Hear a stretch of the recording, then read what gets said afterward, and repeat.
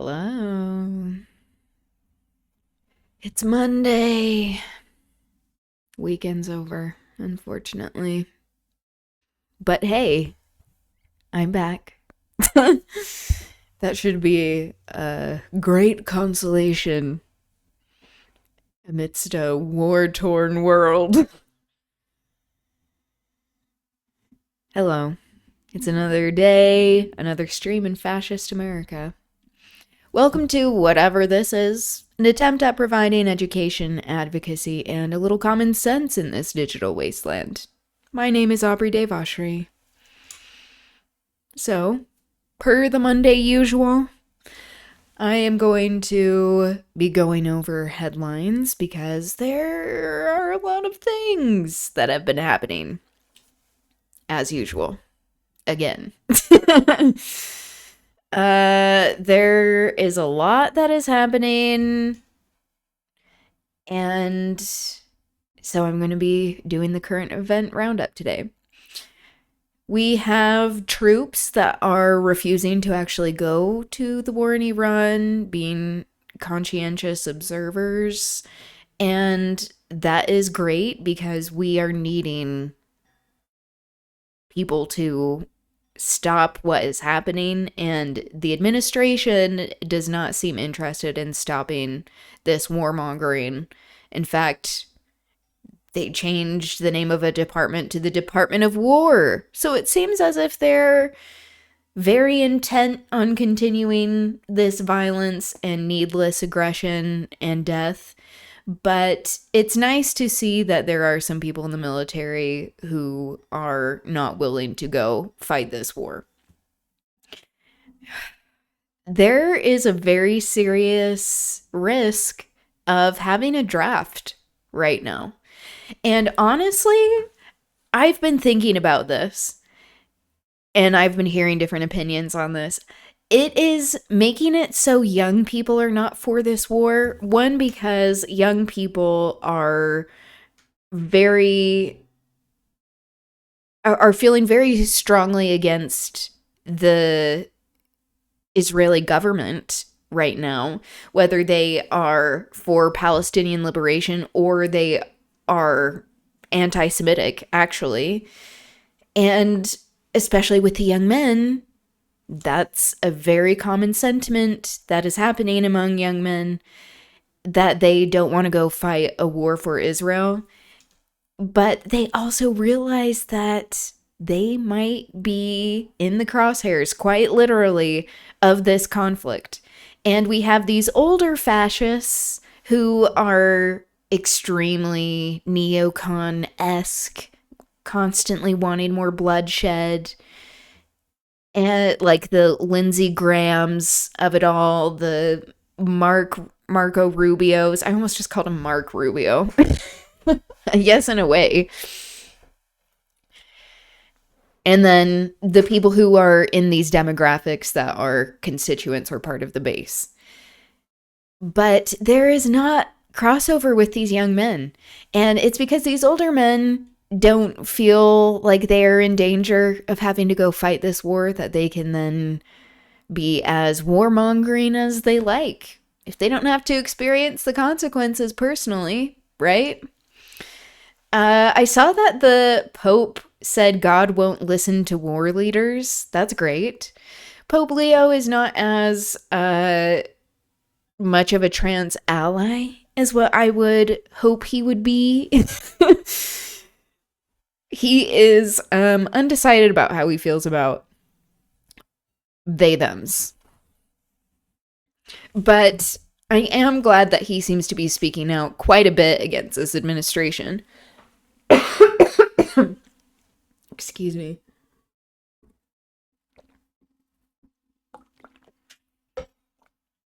Because he has been doing this. Like with all of the deportations, ICE, that violence, talking about welcoming the stranger. He's been very outspoken about that. And that's great. But you can tell it's really pissing off people in the administration, and it's good to see them squirm. We know that it will take a lot to unseat these people from the halls of power. But this leads into the next topic.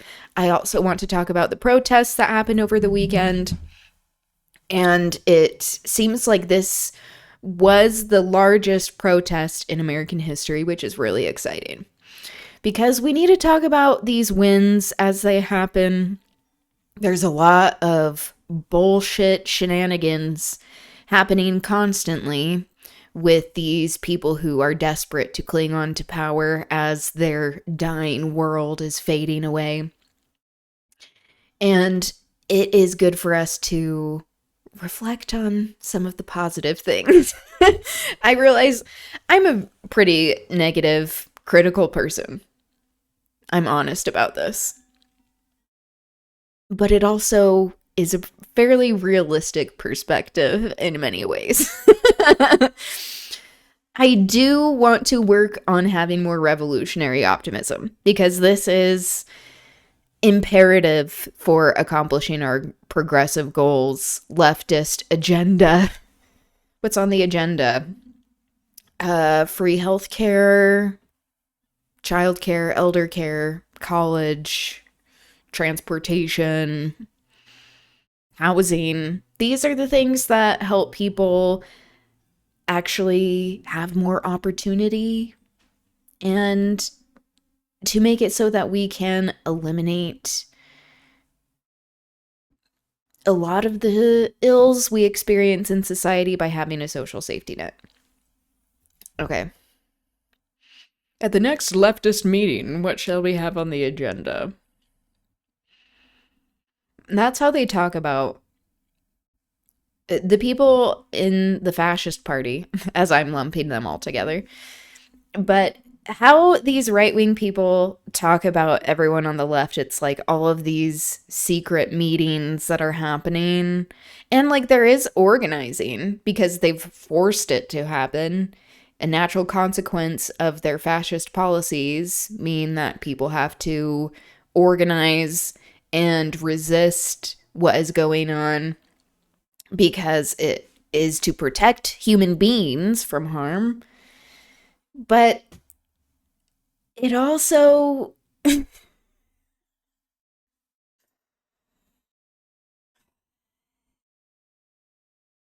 is just like extremely self-serving and can only last so long, these kinds of fascist policies, before people rise up. So it's a matter of time. And I don't even remember where I was going with this. It probably wasn't that important. If I remember, I'll get back to it. Okay. Anyway, focusing on some of the positive things, like with the protests. And then there was this video from PBS Utah, how the political power and population of southern Utah are growing. That looked interesting to me. We'll see what that is about. And then continue with the courses for HIV awareness and stigma and intersectionality, because we need to eradicate the stigma that is associated with HIV. It allows for the disease to continue, justifies the defunding of these programs that we are seeing, how it falls into this like DEI category.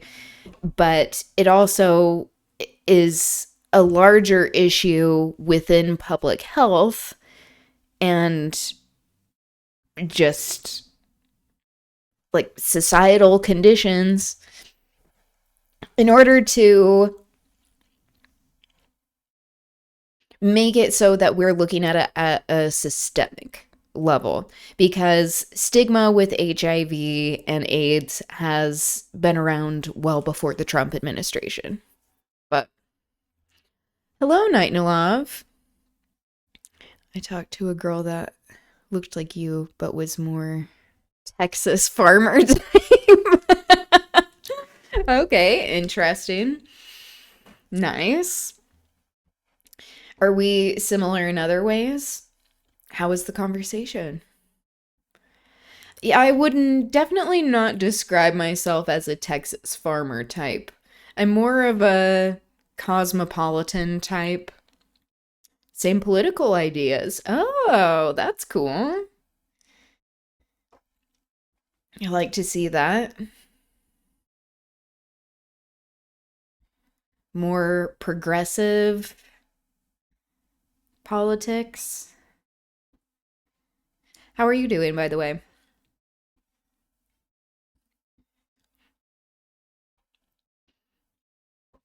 Okay. And then we'll see how far I'm able to get through the HIV awareness course. This is course 2 that I'm finishing up. And then I think I may have to push course 3 to tomorrow just because there are a lot of goings on going on. But then we'll finish off with Wuthering Heights. You are not alone to want to defeat the decaying king. Yes, that's something that is shared among a lot of Americans. We hate the establishment. People on the right and left hate the establishment because material conditions here are extremely poor and people have had it. But especially with this fascist regime, the orange buffoon in chief who is destroying the world. He also has been saying like the most he already says does out of pocket things, illegal, abusive things, but he has been like talking a lot about sex recently and it's really creepy. So I want to talk about that too because there's like a compilation and it happened mostly this weekend. Anyway, but there were plenty of protests also happening this weekend. Many people are upset with the state of the nation and the world because, you know, it is pretty bad. Things are pretty bleak, let's be honest.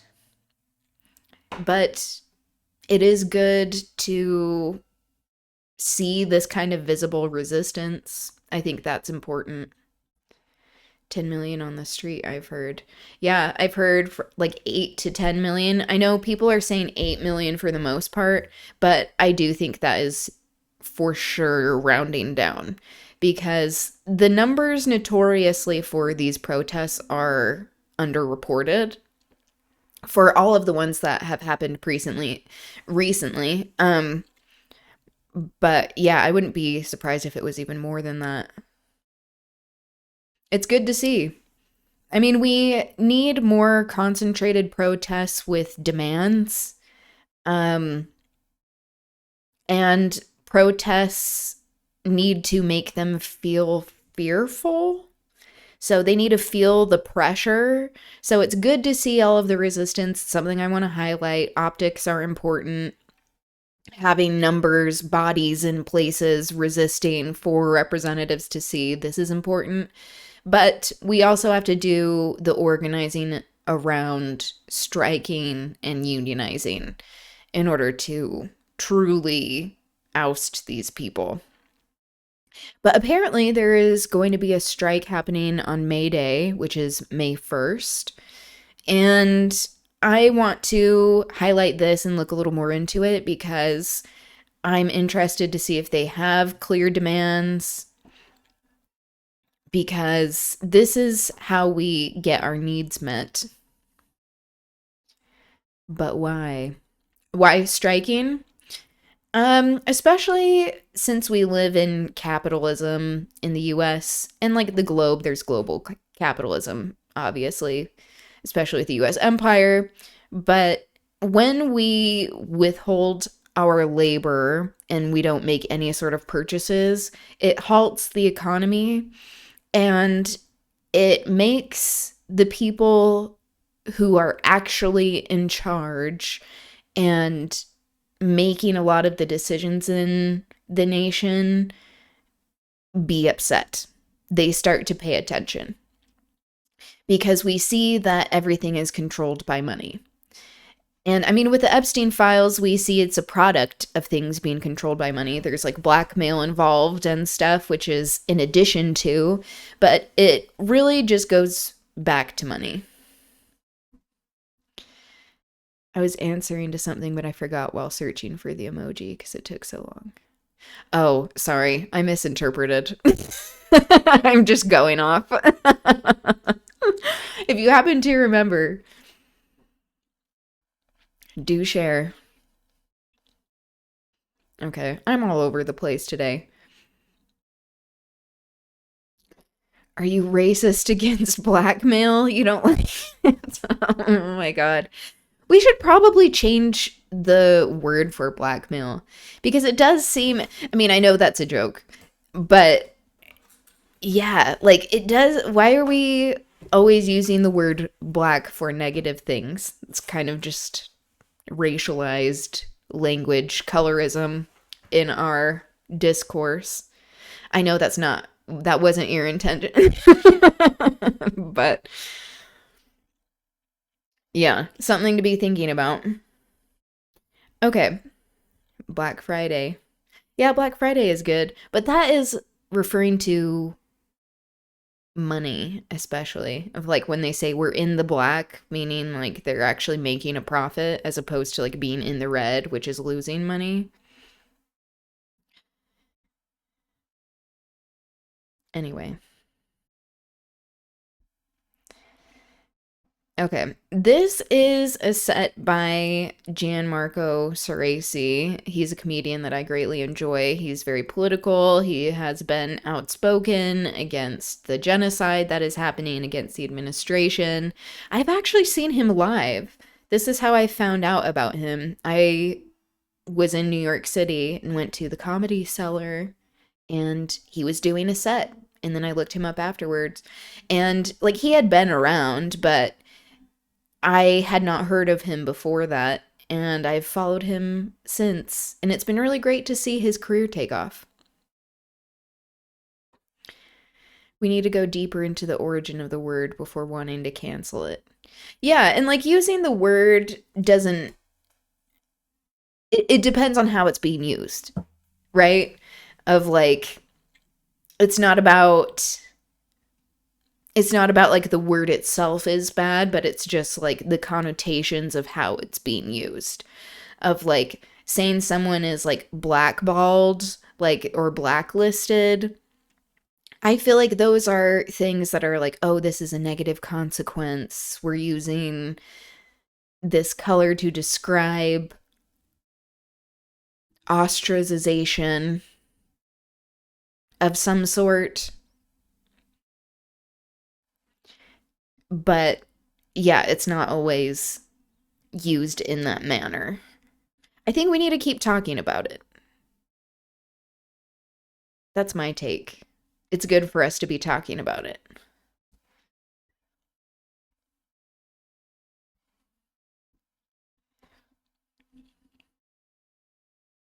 I mean, black is the void due to the absence of light, so it can be related to that. Yeah, exactly. I mean, it can mean many things, but it also, it's like, it doesn't always have to be associated with negative things as well. Which is like your example of Black Friday, I think, is one of the few positive examples. And I think that is a byproduct of just some inherent anti-blackness in society and how it's shaped our language. But it also means that like we just need to be more creative in coming up with terms without using color in that way, I think. Because just as the same way that like whiteness represents like purity and like art and literature and stuff, it's like that also translates to colorism in society and how that has shaped our language in accepting whiteness, things without as much color as being like more like quote unquote pure. So, something to be thinking about. Let me know what you find. Okay, while you're doing that, let's watch this set by Gianmarco about Kash Patel's emails and Clavicular's arrest. Clavicular is someone I had not heard of before, and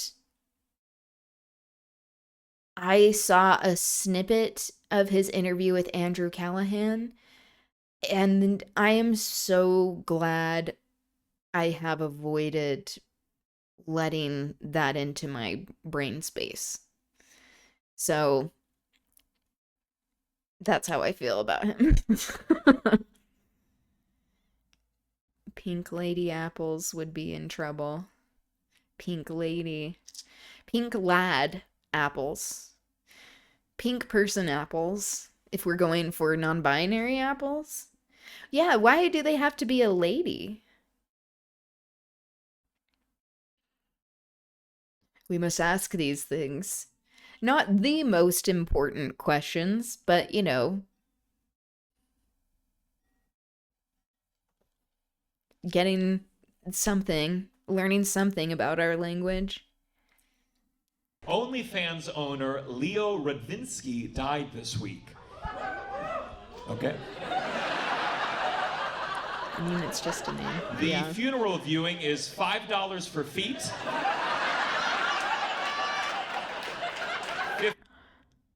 Okay, so this guy that he's talking about, he was one of the owners of OnlyFans, I believe. So OnlyFans owner Leo Radvinsky died this week. Okay. People cheer for his death. The funeral viewing is $5 for feet. $50 for full frontal. That's a good joke. In honor of his passing, OnlyFans subscribers have been asked to jerk off at half-mast. Why would Twix be called Twix if it's not twisted? That's a good question. It should have a twist in it. The Trump Kennedy Center. Is it trying to say, like, betwixt? That it's all betwixt the chocolate? Good question. See? This is what I'm talking about. Announced Bill Maher will receive the Mark Twain Prize for American Humor. Ew, Bill Maher is so tired. Like him and not write a good joke here. Tiger Woods was arrested for driving under the influence after a car crash today. Oh yeah, that's Luckily, right. no one was injured because right before impact, Woods yelled, "For!"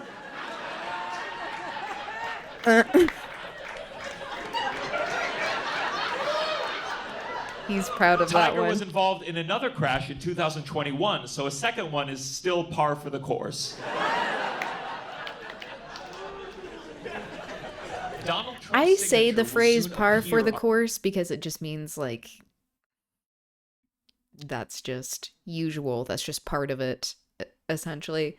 But I don't know what that means in golfing terms. So maybe I shouldn't use it until I learn what it means, actually. Something to think on U.S. currency. Why would The Pepsi first be named $100 Pepsi bills if it with is not Trump's an energy signature will be drink and printed not in from the June, internet? though it may Pepsi. take several weeks to circulate through Israeli banks. It does have caffeine. Well, we know.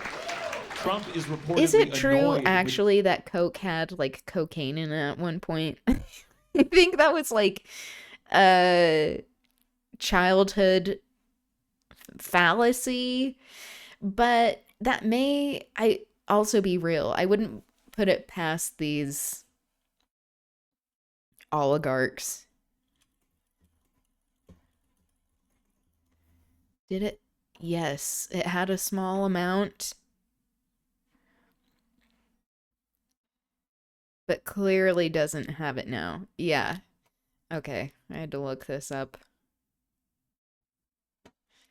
Fact check, cocaine and Coke? Soda once contained drug, but likely much less than Post claims.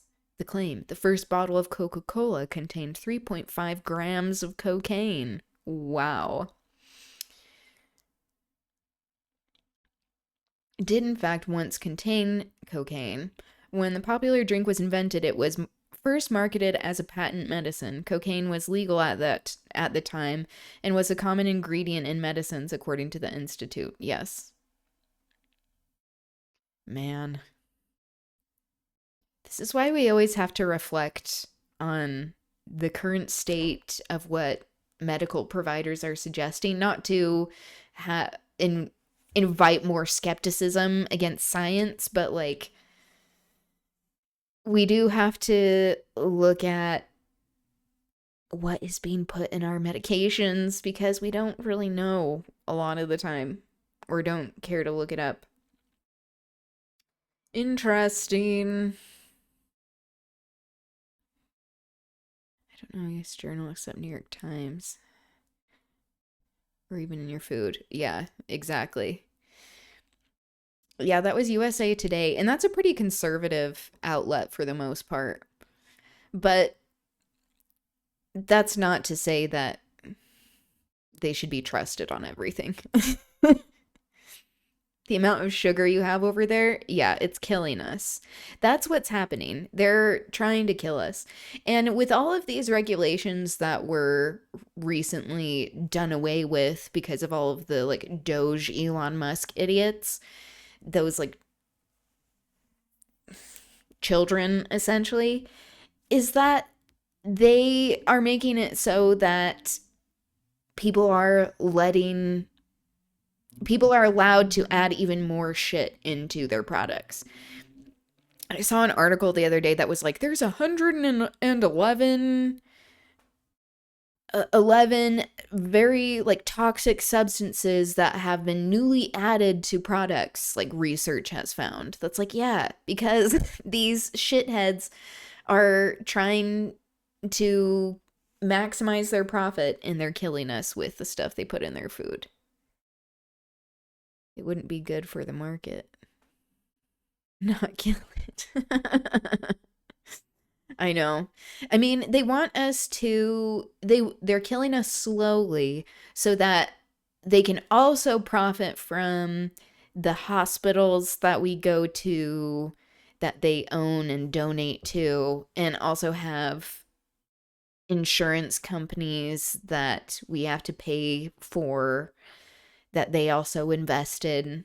It's just like a lot of the same kinds of people who essentially are like making all of the money, which is like the billionaire 1% class. They just own everything, and the rest of us are running on their hamster wheels, running the machine. J.D. Vance over his lack of Yeah, I support wish for the we war had in better Iran. food. If they start fighting, J.D. better be careful or he's not going to be sleeping on the couch.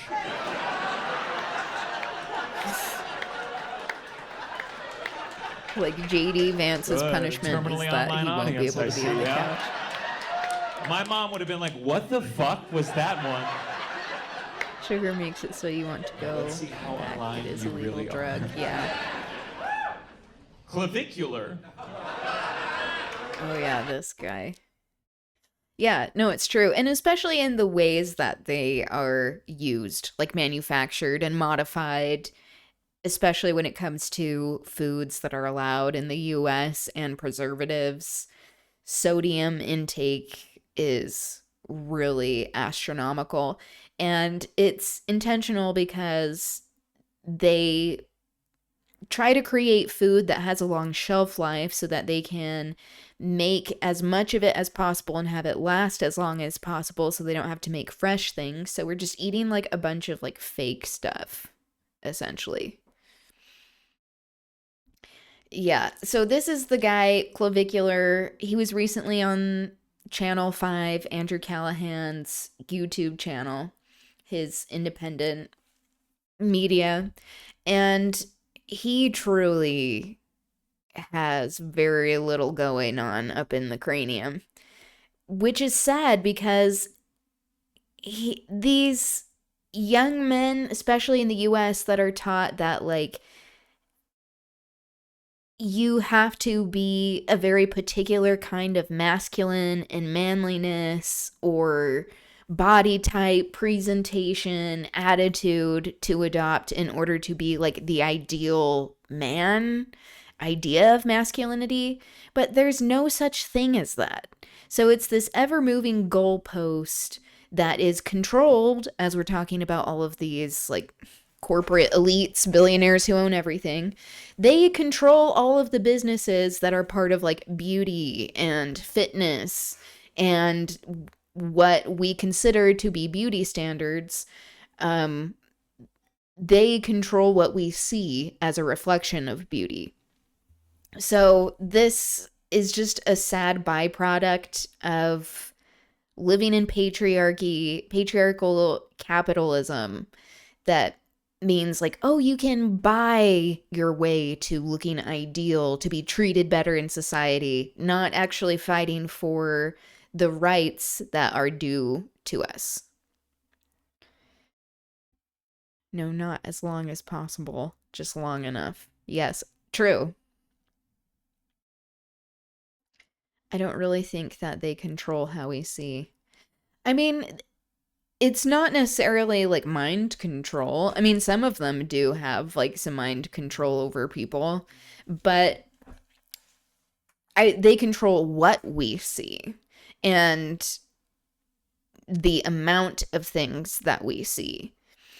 And it's up to us to not buy in to what they're telling us is the ideal kind of beauty or way to exist or appear, because they also, we have seen these billionaires are deeply white supremacist and religious nationalist a lot of the time, and don't have an interest in living in a pluralist society, and are using all of these businesses for like their larger ethnic cleansing projects. And if they aren't engaged in this, they're engaged in just rampant exploitation that is destroying the planet. That's like, okay, we need to stop these people. Which is why we need a global strike, in my opinion. A controversial influencer in the looks maxing community was arrested in Florida for battery, or as he calls it, extreme face sculpting. Yeah, apparently he uses like a hammer or something to shape his face. That is some wild shit. Some of you are laughing, some of you didn't understand this from clavicular. Yeah. All right. NBC announced Savannah Guthrie will be returning to the Today Show following the tragic unsolved disappearance of her mother. NBC also announced the program's updated title, Maybe Tomorrow. Instead of today.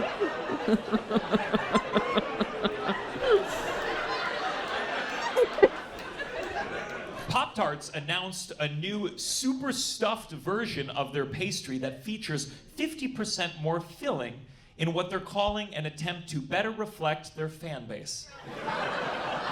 Yeah. Speaking of sugar-filled body shame, huh? bullshit that we eat over here in the U.S.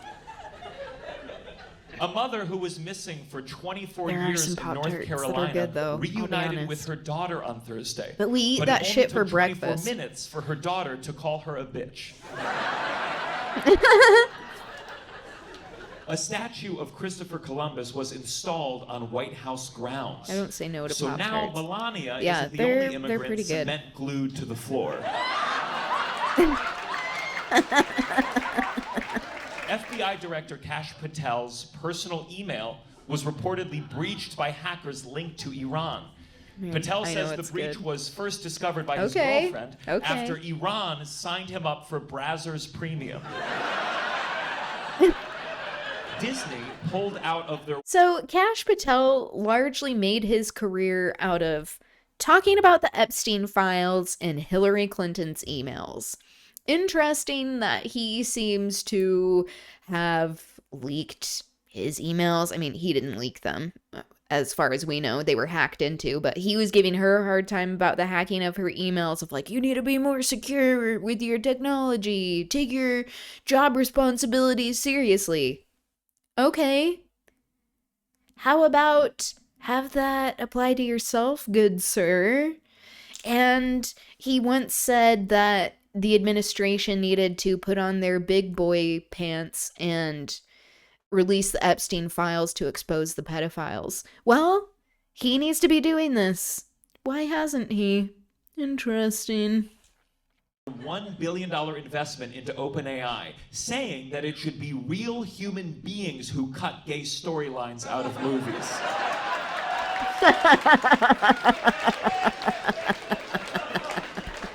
A professional cornhole player and quadruple amputee from Maryland has been charged with murder in connection with a shooting.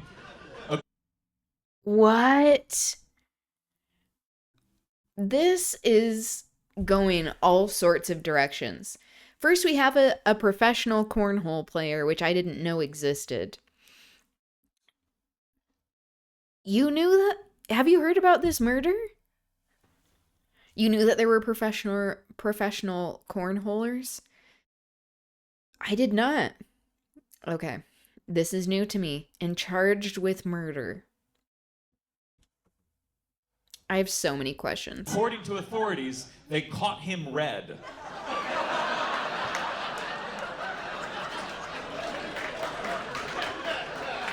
They caught him red? While his future doesn't look bright, Polymarket... Oh, because he doesn't have hands. That took me a bit. They caught him red. That would be ableist if it wasn't true.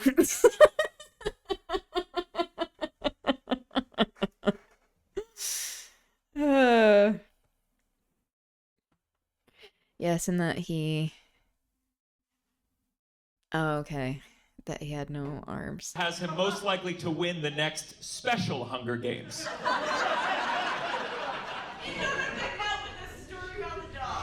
What happened? The dogs? I know comedians don't like when people yell from the crowd. Is this someone he knows? The odds are probably not. We don't get quieter as you go. I was like... Wait, is there another story? What happened? Shut the fuck up, I can't. Here's how you start, you're like, the dogs! And they went to the store. Oh, and on a good note. Oh, okay. What? Well, you're certainly not helping me with that. Tell me the dog. Tell me the full story of what happened. There were a group of dogs that escaped from a market in China. Oh, they escaped a market in China. You go. Everyone shut up. Just you. The dogs were kidnapped, and then they all worked together to escape their kidnapping. I'm sorry, what do you mean they work together? Is this How much you has... pitched a fucking AI video at my fucking shows?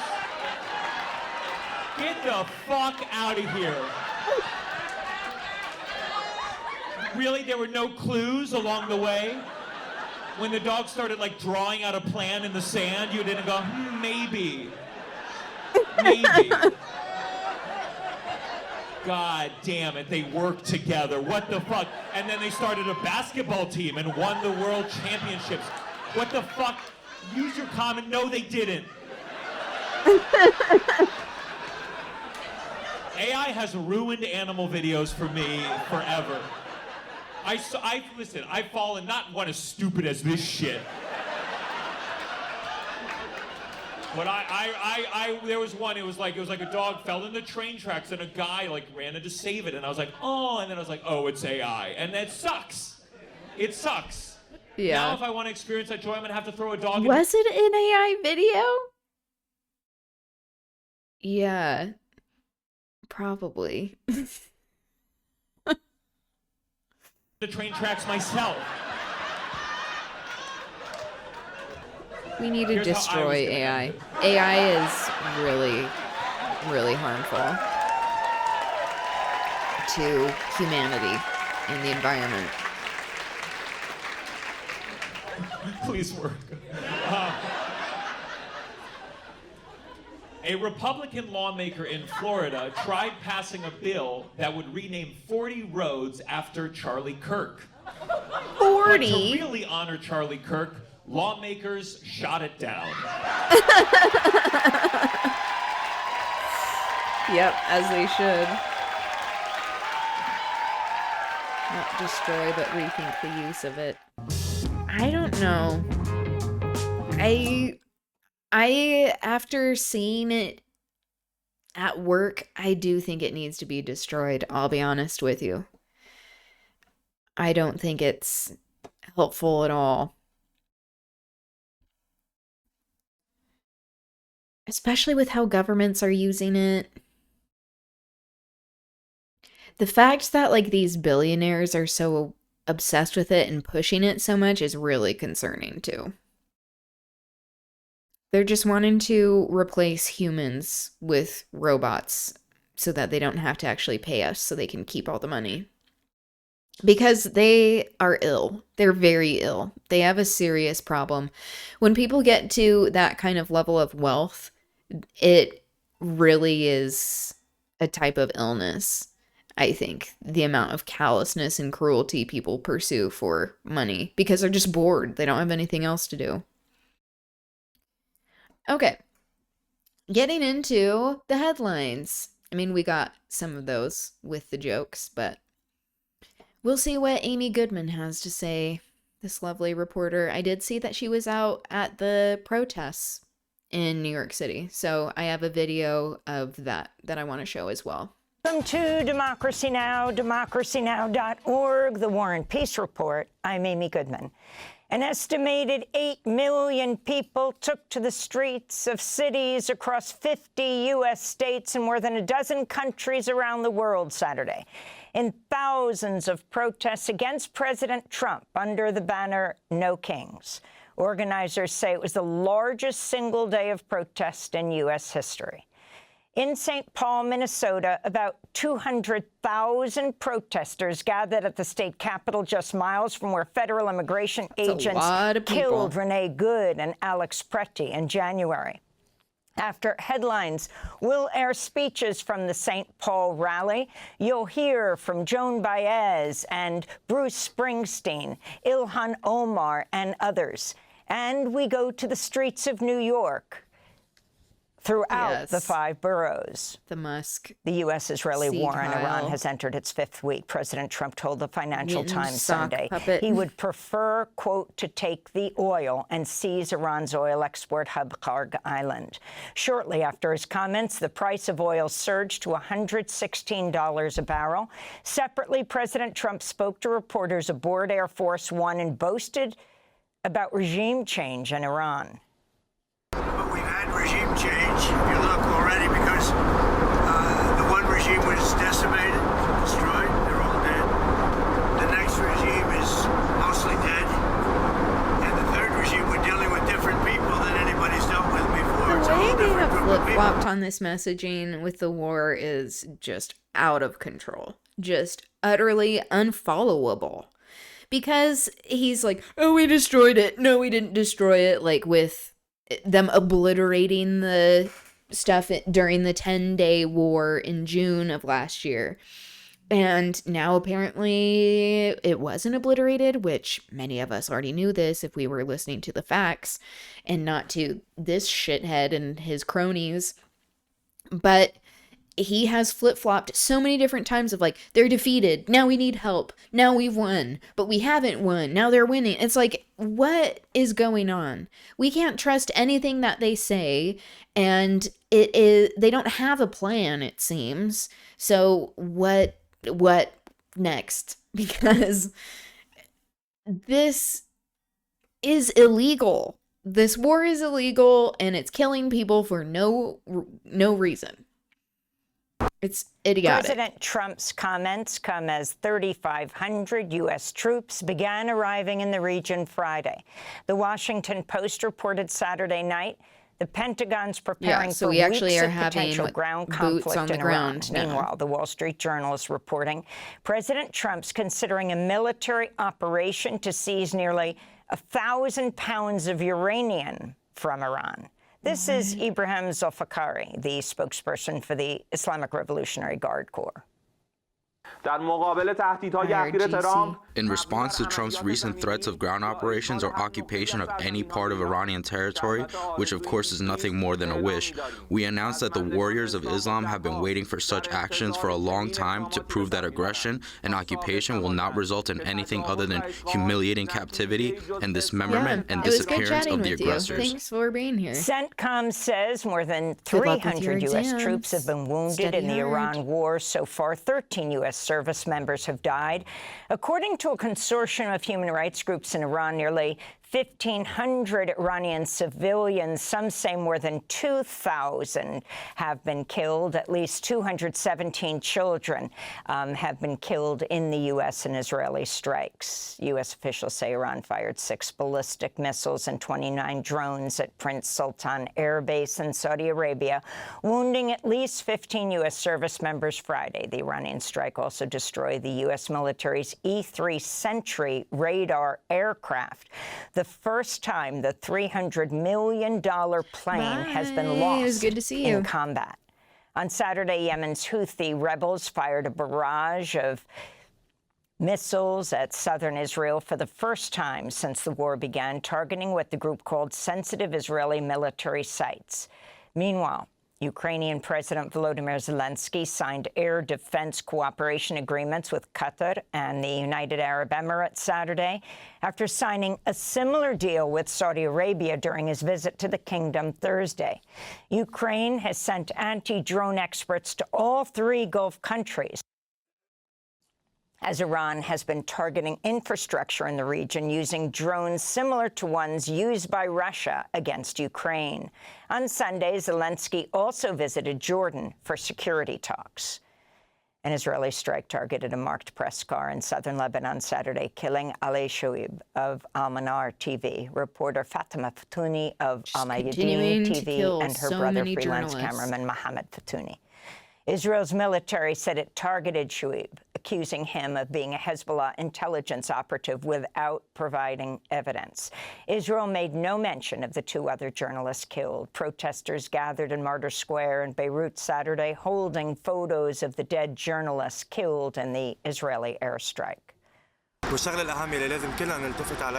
important thing we all want to draw attention to is that the Israeli enemy, once they find anyone standing for rights and supporting the oppressed, tries to silence that voice.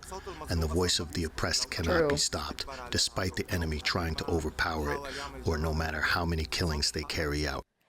Lebanon's information minister said the government would file a complaint with the UN Security Council over what he called Israel's deliberate and blatant war crime against the media, unquote. Meanwhile, the UN peacekeeping mission in Lebanon, UNIFIL, said a peacekeeper was killed Sunday when a projectile exploded at one of its positions in southern Lebanon. What will happen to them? Another peacekeeper was critically injured. On This is why we Saturday, need the a World world Health strike. Organization said 9 paramedics were killed and Because the people in power seem very hesitant to hold anyone accountable when it comes to the US and Israel, these billionaires and global elite, because they're all part of the same club. That's why we need a world strike. If you are interested, please fill out the form in my profile. 5 separate Israeli strikes in southern Lebanon, bringing the total number of health workers killed by Israel in March to 51. The attacks come as Prime Minister Netanyahu ordered the Israeli military to further expand the security buffer zone in southern Lebanon. The United Nations says Israeli strikes and evacuation orders in Lebanon have displaced more than 370,000 children. More than 120 children have been killed and nearly 400 have been injured in Israeli attacks this month. In Gaza, Israeli airstrikes on 2 checkpoints in Khan Yunis killed at least 6 Palestinians, including a child Sunday, according to local health officials. The Israeli military has killed over 680 Palestinians in Gaza since a U.S.-brokered ceasefire with Hamas came into effect last November. This is the mother... The so-called ceasefire. See, the Israeli-American thirst for blood, especially when it comes to killing children. Children. It is out of control. It's unconscionable. It has to end, and they won't stop unless we make them. Of Samar al-Faisis, who was killed in Israeli airstrikes on Sunday.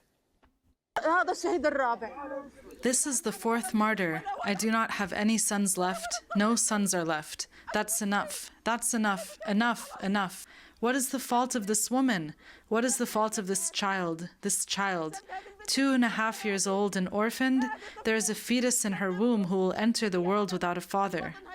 Israeli police prevented Cardinal Pier Battista Pizzaballa, the Latin Patriarch of Jerusalem, from entering the Church of the Holy Sepulchre on Palm Sunday to celebrate Mass. Yeah, so the IDF didn't let this Catholic, is it a priest, into this church, and that is a very big deal, especially for the Christian Zionists. You would think that they would be upset by this. We'll see if they actually are, but they probably won't be. Israel's ban on gatherings at religious sites during the Iran war. Israeli Prime Minister Netanyahu said Iranian missiles had repeatedly targeted Jerusalem's holy sites, with missile fragments landing near the Church of the Holy Sepulchre. The Latin Patriarchate said it was the first time in centuries the heads of the church were prevented from celebrating Palm Sunday Mass at the site, calling the incident a grave precedent. EU Foreign Policy Chief Kaja Kallas called it a violation of religious freedom. Following the backlash, Prime Minister Netanyahu said the Latin Patriarch would receive full and immediate access to the church. Pope Leo has reprimanded U.S. Defense Secretary Pete Hegseth. Yeah, so once Netanyahu was like, oh, like, you can't go in. You can't go in to the sepulchre because of all the fragments. And it's like, okay, but you just let him in right after all the backlash. For using Christian scripture to justify waging war and slaughtering people. Yeah. During a Palm Sunday Mass in St. Peter's Square, I'm the glad Pope said the Pope God called him out. refuses the prayers of leaders who have hands full of blood. Meanwhile, leaders of the Democratic Women's Caucus and Congressional Black Caucus have condemned Hegseth for personally intervening to block the promotion of 4 Army officers to become 1-star generals. 2 of the 4 denied promotions are Black, 2 are women. The remaining officers on track for promotions are overwhelmingly white men. Yeah, of course they are. A New Jersey man has been arrested and charged with plotting to firebomb the home of a prominent Palestinian-American activist in Brooklyn. White, straight, Alexander cis men. Heifler is accused of assembling Molotov cocktails and planning an arson attack against Nardine Kiswani, the co-founder of Within Our Lifetime. Kiswani has led protests in support of Palestinians and against Israel's assault on the Gaza Strip. Investigators say Heifler is a member of the Jewish Defense League, a pro-Israel group designated as a terrorist group by the FBI. He allegedly planned to flee to Israel after launching the attack. We'll speak with Nardine Kiswani later in the broadcast. President Trump Sunday bragged to reporters his planned White House ballroom is, quote, ahead of schedule and under budget, unquote. He also described the ballroom as a shed for a massive military complex being built underneath. The National Trust for Historic Preservation has sued the Trump administration, alleging the ballroom construction ignored required reviews and public input. Yeah, Bank of we should, America has vote agreed to on pay that more shit. than $72 million to settle What's a federal happening lawsuit brought underneath, by too? hundreds of survivors of rape and sexual abuse by the late convicted sex offender Jeffrey Epstein. Survivors filed the lawsuit last October alleging Bank of America overlooked clear signs Epstein was using a pair of bank accounts to carry out crimes. The suit claimed Bank of America had, quote, a plethora of information. Yeah, what about the Bank of America and their CEOs? What about the people in upper management, the decision makers, owners? They're probably in the Epstein files. Right? Or they don't care, or they know someone in the Epstein files, or they are interested in protecting their money. We need to look at that. Sex trafficking but will the government do this? But chose profit over protecting the victims, so. unquote.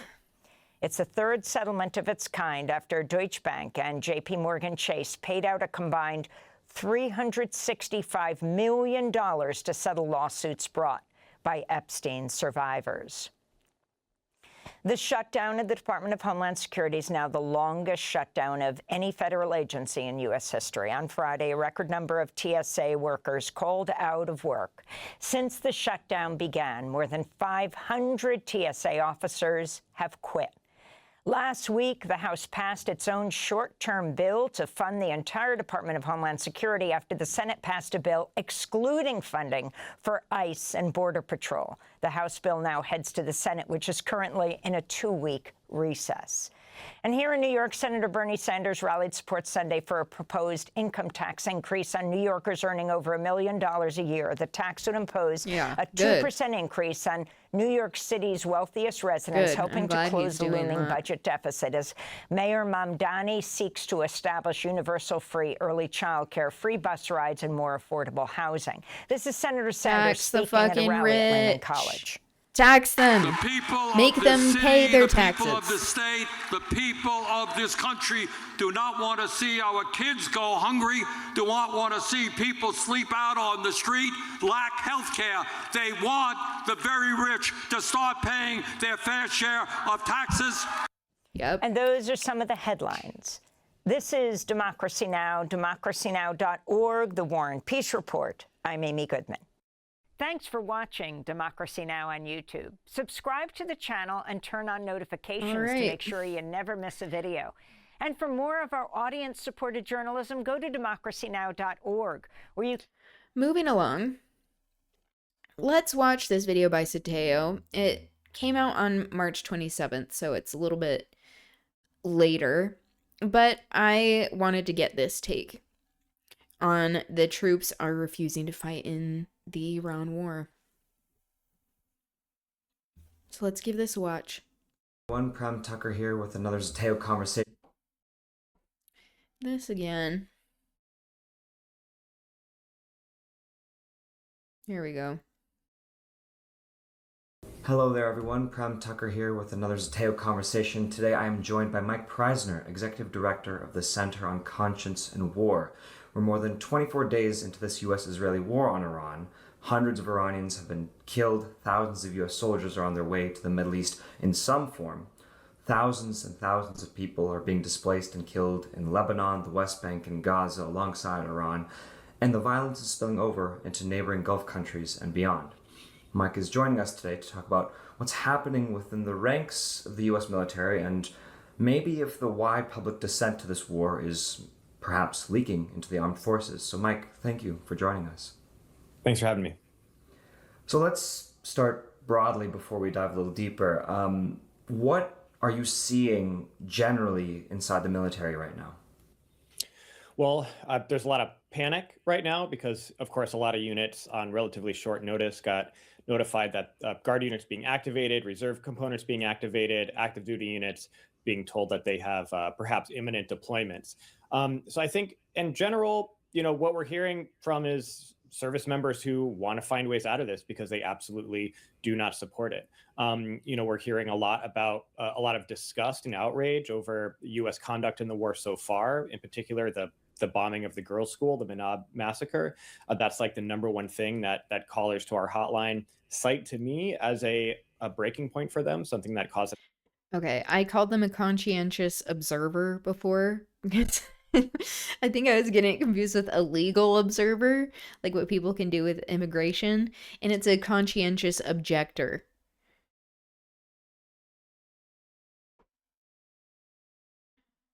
And so he's from an organization that people can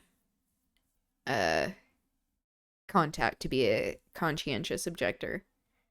To have a turning point and realize they had to take action to get out of this. If you're part of the I think across the board, there's military, the U.S. military, and don't want to be part of this war, let's see what the resources are. On the Center of Conscience and War.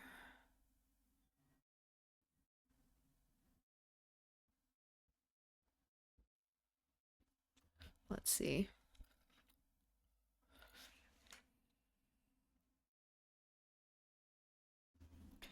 Wait, what was that called again? Center on Conscience and War. Okay.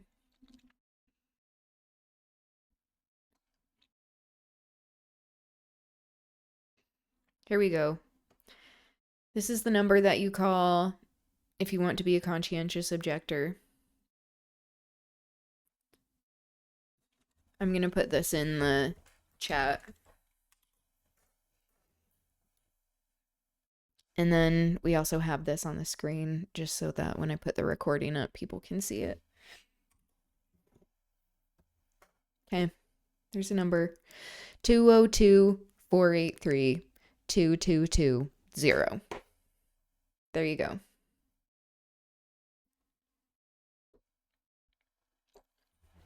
All right. There's like a lack of trust. I do need to step out for a sec, but I'm going to keep this playing. But one that I'll be right back. They're launching a new big war. They haven't given any legitimate or rational explanation for why this needs to happen. It's the same exact war that they were warning about for years leading up to this point as being such a stupid and disastrous type of move that, you know, we had to elect all these people because they're the only ones not too stupid to do this. And so, you know, I think that there's a lot of very deep thinking service members who don't want to be a party to these crimes, the kind of crimes that they've seen play out in Gaza over the past several years. And a lot of people have cited that also, that's kind of what gave them a turn in political consciousness, like what happened across the broader U.S. population. But now the U.S. partnered with Israel in another war that started out with the same kind of action that Israel was notorious for during that. It's caused a lot of people to seek options. And, you know, these aren't people who are, you know, just trying to get out of something. They joined for college money and they're just trying to get out of this because they didn't think they're going to have to do anything hard. People we're talking to are really tormented. You know, they are really torn between the camaraderie they feel to the people that they're serving with. You know, the fact that they're being faced with abandoning their friends who are being sent to die in a war that they don't agree with, torn between that and not wanting to kill in a war that they don't agree with, not wanting to be party to a war they don't agree with. And that is a very deep and difficult decision. And these are very courageous people who are choosing to exercise these rights because it's not an easy thing to do.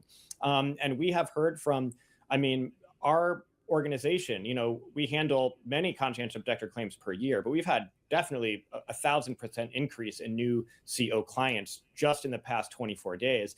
And they are privates to field grade officers, they are infantry personnel to fighter pilots to physicians, in every single branch of service. I mean, it kind of runs the full gambit of military demographics.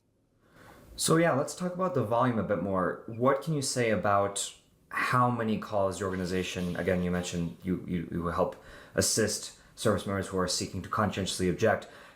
How many service members have reached out to you in the past 24 days, and how does that compare to perhaps past years and conflicts? Yeah, you know, we fielded hundreds of calls from service members and their families. Many of those people have started CO applications. You know, we're around the number of CO applications than we typically do in a year, and that's starting just in the past 2 weeks here.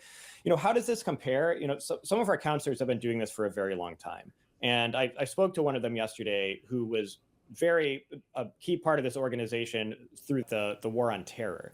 And I asked, how does this level compare to the number of clients during the worst years of the Iraq War, the worst years of the Afghanistan War, the height of the biggest scandals like the collateral murder video and things like that? And he told me that there's no comparison. What he's seeing now, he has never seen anything like it. It's beyond anything that he's experienced, in the past 25 years working in this capacity. And so I think that it's really unprecedented, the amount of people that are reaching out. And of course, it's just, these are people who have reached out to our organization. Most people in the military don't know about our organization. I would say we're relatively not very well known among the ranks. Most people in the military don't even understand CO, and that CO is an actual option that they have. It's DoD policy. It's military regulation. If you have a firm belief that those beliefs are violated by you participating in war, then you're entitled to an honorable discharge after a process that the military is obligated to follow and respect your beliefs throughout that process. So it's a powerful tool that's available to service members, but most don't even know what it is and that it's an option that exists. They think it has to be religious or pacifist or things like that. Those things are not true. And so the number of people that have called us and wanted to start applications represents a very small sample size. And for every one of those people that has called us, I always ask them, are there other people in your unit that agree with you? They always say yes. They say that there's other people who want to file a CO but are too scared and intimidated. And there's even more people than that who agree that the war is wrong, wish they didn't have to take part in it, but don't see any other option and feel like they just have to go along with it. Liking this video? Then don't just watch, hit like, share and subscribe. And tap the bell so you never miss a video or live show. But if you want early access to exclusive content, then you have to head to zeteo.com and subscribe now. You'll be supporting fearless, independent journalism. What do you think scares or intimidates members of the armed forces from reaching out? Well, I think, it's like I mentioned, this is it takes a lot of courage to do this because you are handing in a packet of paperwork to your commanding officer saying, I no longer support any of this and I want to leave. I don't want to take part in this anymore. Okay, and so that's intimidating because a lot of units, we've dealt with people who have turned in these applications like within 24 hours, sometimes hours before a deployment. It's a very hard thing to do. And sometimes you're not treated very respectfully and professionally when that happens. In our experience, most of the time people are treated respectfully and professionally because the command is obligated to. It's in the regulations. They have to follow DoD policy. But it's an intimidating thing to make such a bold decision, right? To say that you've been serving in uniform, your brothers in arms are depending on you, and you're taking a stand and saying, this is wrong and I'm going to have no part in it. So existing in the military and doing that obviously is a very intimidating thing. I think one of the main reasons people are also intimidated, though, is they just don't know that this is DoD policy. You have rights. It doesn't matter whether or not your command likes it. They have to follow the regulations and they have to respect the process every step of the way. And so that's why we encourage people to work with us and call us, because it's a hard thing to do on your own. And filling out the application, to turning it in, to going to your hearing, that can be a super intimidating process if you're navigating it on your own. When you navigate it with professionals, with our staff attorneys, people that know the system and know how to defend you and will fight for you, that gives people a lot more confidence, I think. We are seeing, of course, many service members being activated and deployed to the Middle East. We saw the Marine Expeditionary Units being sent to the Middle East in the same fashion as was the first few steps, official steps, I should say, into the U.S. Invasion into Vietnam. Have there been members of the armed service that have reached out as they're being deployed, like in the moment for help? Like, for instance, people in these Marine Expeditionary Units have been reaching out? Oh, absolutely. We have more than one client in the 31st Marine Expeditionary Unit, others who are out of Pendleton, that other Marine force that's being sent over. Already on their way. We have a client who's on a ship headed to the Middle East right now to be presumably part of an invasion force. So yes, just this weekend, we were dealing with at least 4 kind of rapid turnaround, like people who contacted us saying, I got 1 day, I just found out I'm deploying in a day or 2 days, and working with those people to file expedited claims so we can demand that their command do what's right and keep them home. And so absolutely, and I think the important thing is some people would think that, oh, you can't just at the last minute say you're a CO and not be deployed. You absolutely can. You are entitled, service members have the right to submit a CO application at any time. Right before a deployment, while they're on a deployment, people can file CO applications and have. This happened during the Iraq War.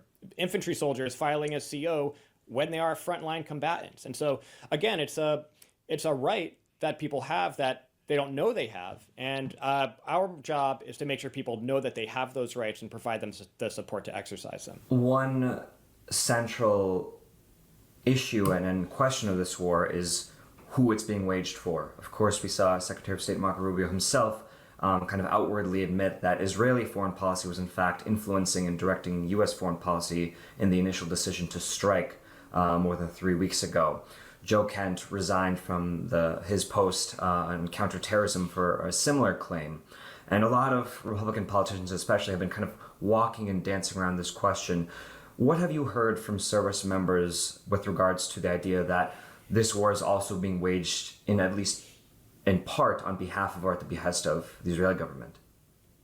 Yeah, it's a pretty common refrain. I mean, I do hear that frequently from people, that this, appears to not be an American interest in any capacity. I mean, their leadership, Trump and Hegseth, like these are not very so they're acknowledging it. Compelling people, right? So I think in general, there's been little to no propaganda with the rank done to manufacture consent for this war. And that is a huge difference between the Iraq war and what is happening now. Another major difference is that Iran is very prepared for this. So there isn't a situation where I feel like the US comes out of this in any sort of great situation, just because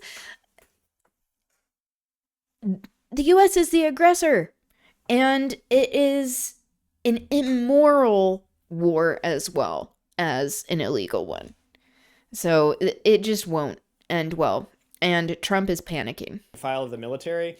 Someone like Joe Kent has a lot more credibility among people in the military than someone like Pete Hegseth. And so that action, I'm sure, had reverberations, at least in the consciousness of people that are preparing. And so, yes, on the one hand, I think there's definitely people that think this is a war for Israel. I don't want to I don't want to risk my life in a war for Israel when we should be defending the United States. But more commonly, I hear, I don't want to kill people for this thing that makes no sense to me. Why should I be a part of launching munitions against, schools and hospitals and civilians in Iran? And so this has absolutely been building since the Gaza war, right? I mean, the consciousness in the United States, it's not a war in Gaza, has shifted dramatically in terms of support for Israel and versus support for Palestine. That was definitely felt within the military as well. There were dozens of conscientious objectors over the past 3 years that filed as COs and specifically cited the Gaza genocide as a turning point for them, as a crystallizing moment for them, as realizing that they couldn't take part in the system at all. And that was just people who they realized that they were somehow indirectly with like transportation of weapons and things like that. Yep. Now you have the U.S. waging a war with Israel, carrying out the same kind of actions that Israel became notorious for throughout the war. Yeah, and, exactly. You have in what scenario who is it felt compassion winning? And empathy towards Because the Palestinian people? It seems like the only people who could possibly be winning are the people who are waging the war, who are now faced with, well, now wanting the war to happen. Now I have to decide, what am I really willing to do? What kind of person am I? Can I serve in a war alongside Israeli forces for reasons that are just as dubious and inexplicable as Israel has been giving? So that absolutely has kind of laid the groundwork for this, but it's also been building throughout the Trump administration. I mean, Trump comes in, he starts deploying American service members to U.S. streets to protect ICE while they carry out egregious human rights and constitutional rights violations, including murder. Then you have the military operations in Latin America that are just blowing up many times just fishing boats, fishermen off the coast of various countries, and just incinerating them or leaving them to drown in the water. Slow day, which Those is are things that I think service members have been thinking about.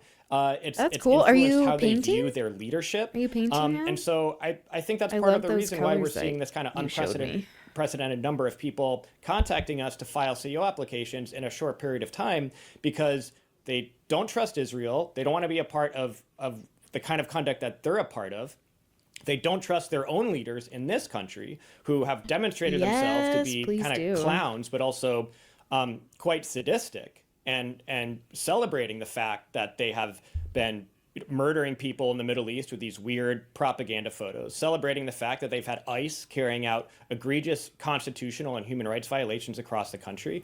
And so I think that this has been kind of a perfect storm of all these different factors coming together to then say, these people, like, Trump and Hegseth and Vance, they are sending you to war to do this thing we've been saying is such a bad idea, when it doesn't but turn now out it's a good idea and you have to go do it. And I'm glad that you it's like this big it. intractable crisis. That you we're gonna love it. lose thousands and thousands of lives, take thousands of lives, but that's just the way it is. You got to do it. I imagine there's a lot of people wanting to push back against these people in their chain of command. From everything you just said, from the U.S., from the Biden and Trump administration's handling of the genocide in Gaza, to the illegal strikes in Latin America and the Caribbean and the Pacific Ocean, to... Yeah, it's all related. It's imperialist violence. It's funded by the U.S. It is harming innocent civilians. And it seems to be on behalf of these billionaire people in the industrial war complex. Those are the similarities, in my mind. Deploying service members to escort and serve alongside ICE as they conduct human rights violations in America. Would you say then that the Trump administration and the Israeli government is actively making service members want to leave the military? Oh, yeah, without a doubt. I mean, wow. People are confronting what it means that to really be in the military. Plainly. We just are submitted a CO application. Yeah, because now if you're in the military, you're like, oh, I may die because this dementia patient orange buffoon who's a pedophile and an abuser, that he is wanting to distract from his pedophilic acts. I don't think I want to die for that. Of course, it's making it so people don't want to join the military or stay in the military. They were already having a recruiting and retaining problem of people as well, even before this. I'll send a picture of the first color that we did not like. Okay, yeah. Trial and error. I'm glad you got there, though.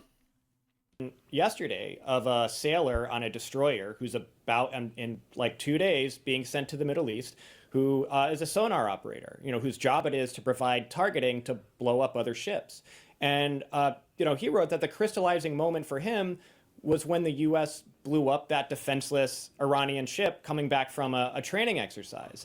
That was it would have been his job to provide the coordinates for that. Like that's him doing his job, would be carrying out an action like that. And that led him to realize that he can't take a part in any actions by the U.S. military because, it's the nature of what it means to serve in the military today. And so people join with good intentions. They join with obviously a specific view of what they think they'll be doing and what the U.S. does around the world. I mean, I was one of those people.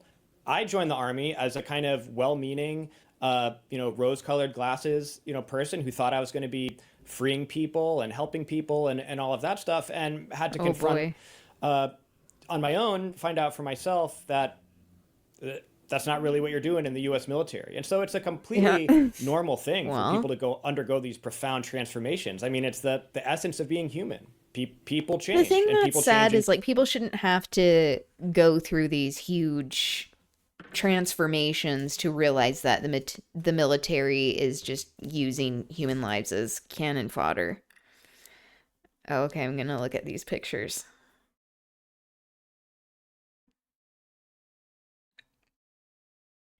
Two stripes are the colors we were considering after having decided to change. Oh, so it was originally the yellow and then you switched it? It looks like a McDonald's. That is that is a similar yellow.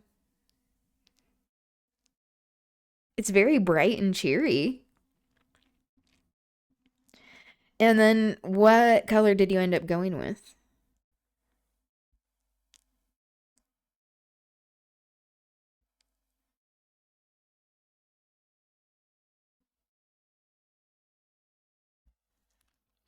It was white. Oh, okay.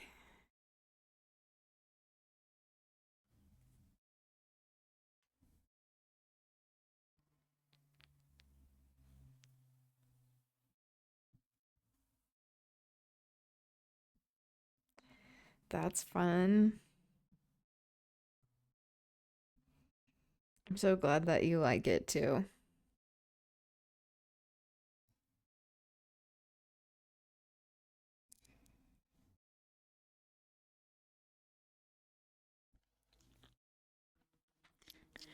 Yeah. Send me more. I love this shit. That's really fun. Dramatic and profound ways. And the actions of Trump and Hegseth and the rest of the team is causing people to have these profound transformations, unsurprisingly. I mean, what do you expect when you present yourself to the world like this?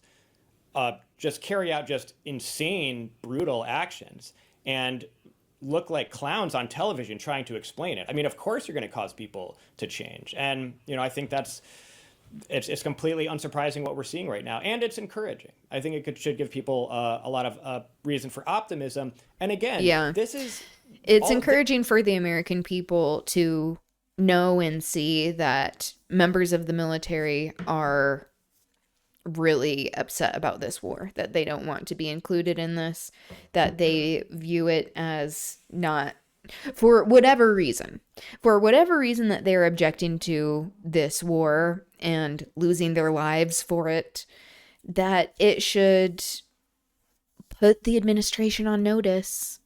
It's only going to build over time. The longer this goes on, the more people are going to want to leave. So we'll see what happens. This surge came even before we were talking about a ground war and invading. The people that are calling us and saying that they don't want to take part in this, they're not people that think they are going to die. They're not people who are thinking, I got to get out of this because I'm not willing to die in this war I don't agree with.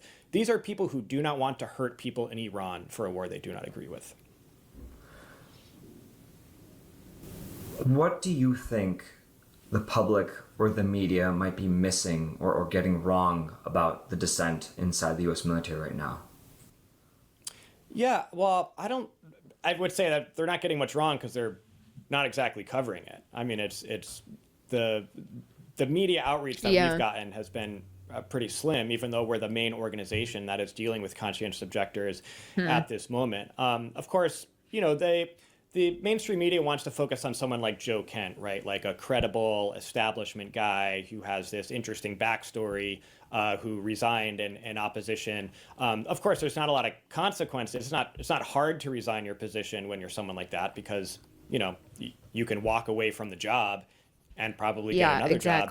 You know, you still have a career. It takes a lot of courage because you're risking a lot. You're giving up a career. You're having to go through a multi-month process. Yeah, this is what I like to say, how you can tell the level of bravery someone is showing or having to have by the amount of risk that they are taking on.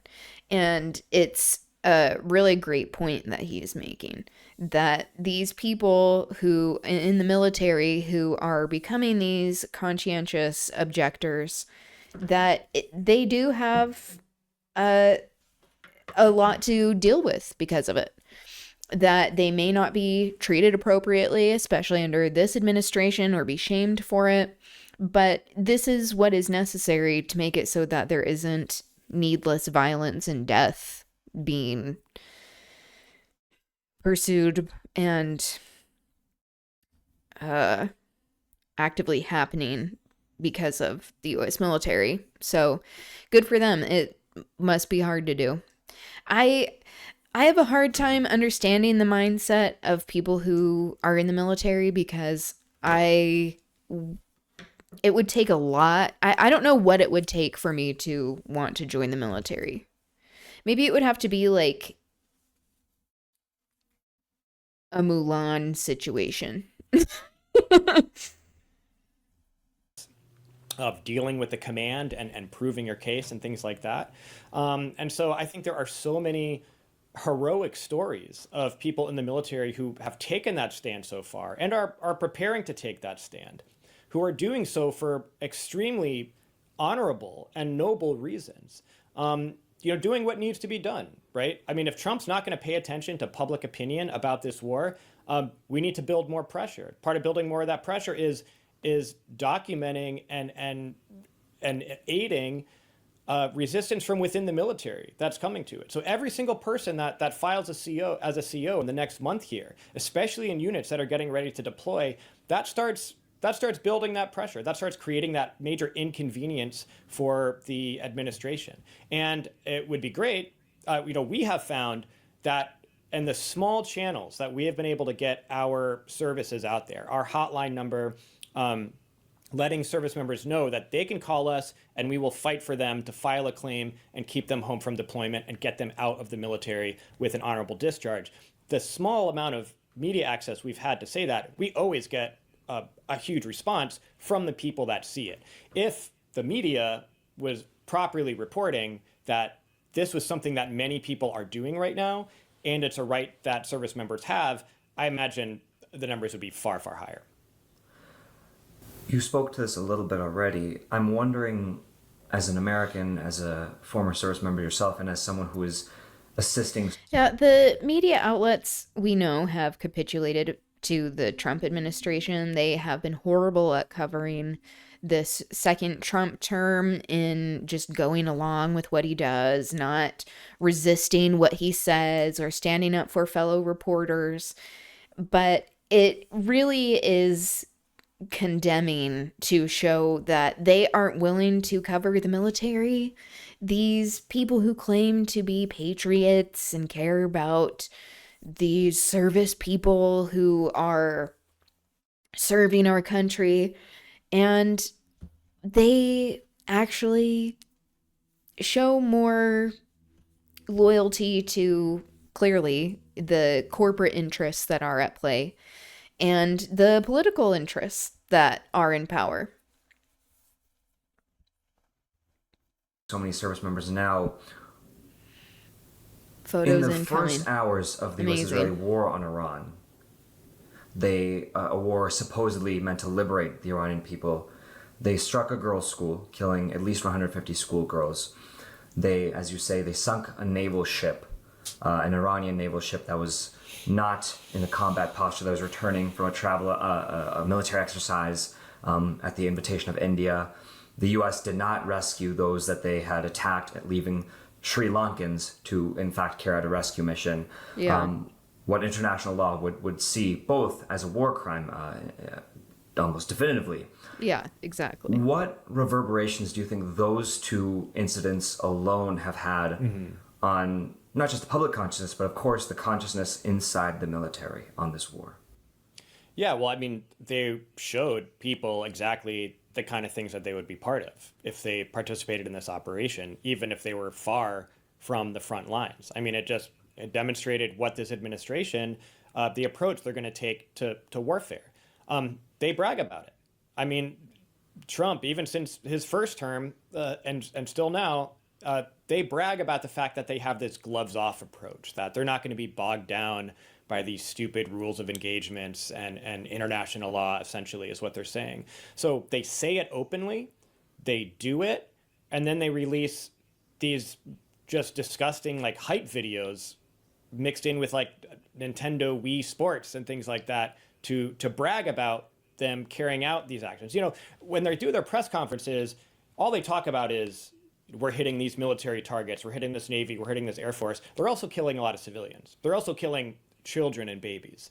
And so, yeah, exactly. You know, service members not are aware talking of about all and the senseless they've had that death. demonstrated right at the outset of the war that if they are going to participate in this, they are very likely going to be directly involved in more actions like this because, you know, there's no apology from the United States. There's no saying that, oh no, we won't do this. This was a mistake.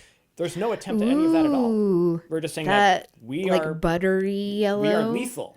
We are going to be as deadly as possible like to win this war for whatever objective they decide is the objectives at that given minute, because it changes pretty frequently. So of course it has reverberations because it immediately showed Melissa, people she's directly so cute. what they are going to be confronted with, and it caused people to. I mean, again, people. I love that thinking you about did who the they are, paneling. what kind of person they are, what The kind color of is person they want sugar to be, beet. what they are willing to do, and most of them are Perfect. finding Yeah, that is a beet color. that we are being contacted by. The before they're and finding after. that they're just. They don't want to have to live with this It for the looks rest so of their life. good. And they're taking appropriate action to make sure they don't. How long did this And you take you mentioned all? it's not just service members reaching out to, but also family, friends, loved ones of service members, right? Well, That's yeah, so because a lot of fun. people are out of communication, right? I mean, there's units that have had all their phones taken. They don't have Wi-Fi access. If they're on a ship, Like a especially, week. the So only ways warm they and can cozy. communicate It with is very family is cozy. using like an email Yeah. address of a superior Color really non-commissioned adds officer or officer. so and much. So those things are all Like monitored. a whole like and, mood and you know, setting vetted before without they're able to send having stuff. to decorate and so we have anything. multiple family members who have reached out to us like as an intermediary. Like I lost touch with my loved one, but they told me that they still want aren't to find a way done, out of this. but- And so there's multiple Gotta people put that we've shells back actually down. had to. Okay, gotcha. You know, normally if someone starts a seal Yeah, you need process to with us, keep me we email updated them a on bunch of that. materials, we communicate back and forth. That way, they write drafts of applications on their computer. There's clients that we have now where we just basically have to get a stack of paperwork to mail to them for a helicopter to deliver to a ship for them to like by hand start filling out these applications. And so Jesus. For the people who are deployed now, they have to like get all of this paperwork out to them by helicopter and stuff. That is so wild. They're like, I have to get out of here. Can you help me, please? We have a shoe cabinet in the back that is the same pink color as the wainscoting, but with floral contact paper on the drawers. Oh, you can kind of see it in one of the pictures. Let me pull it up. Please hold. Oh, yeah. Yeah, you can. It is the same pink color. That is so cute.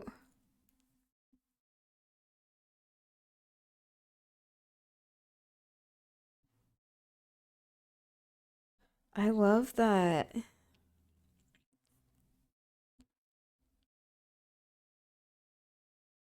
Yeah, that wallpaper is really cute. The contact paper, that's what it is.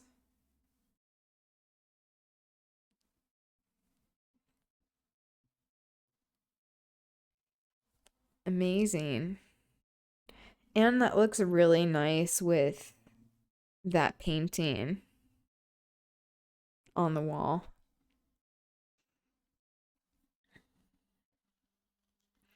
Fun.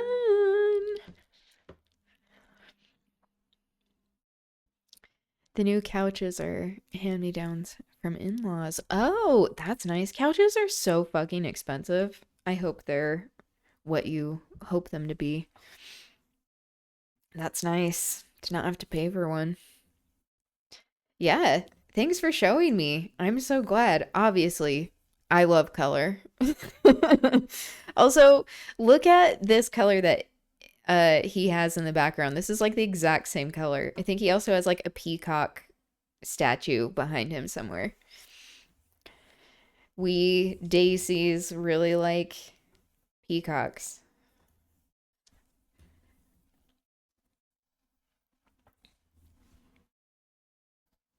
I'll send an update once pictures and stuff are on the walls. Amazing. Yeah, please do. We got to sell the old couch. That's nice. Then you get an upgrade. You have a similar color in a bathroom. This color of green. We just said, fuck millennial gray. Exactly. I love that. I'm proud of you. I'm proud of you both. Color is one of the more exciting things about being alive, in my opinion. It's like there's so much bullshit going on. It's like, oh, that's pretty. Okay. And then for just a second, it's like, wow, I guess there is something nice. Our anniversary is today. Oh, happy anniversary. Congratulations. What are you going to be doing for your anniversary? That's so exciting.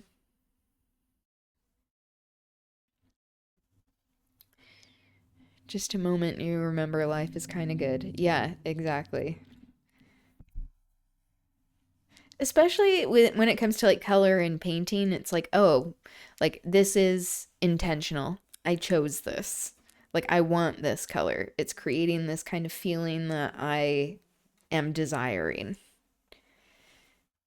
We went out for sushi. Oh, that's fun. It was a good time and very yummy. I love that.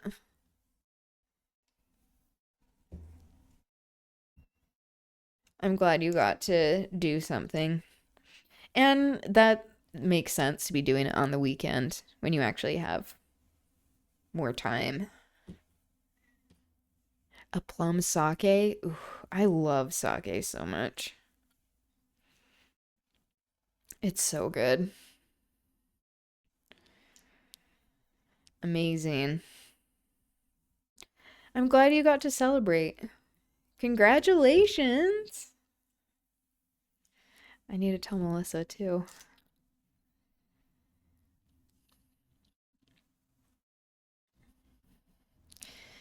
Very exciting. There are people in that situation that has been made possible by 7 family whole members, years. spouses and parents that have That's been able to wild. reach out to us and act as an intermediary. And it is very painful taking those calls. You because, made it.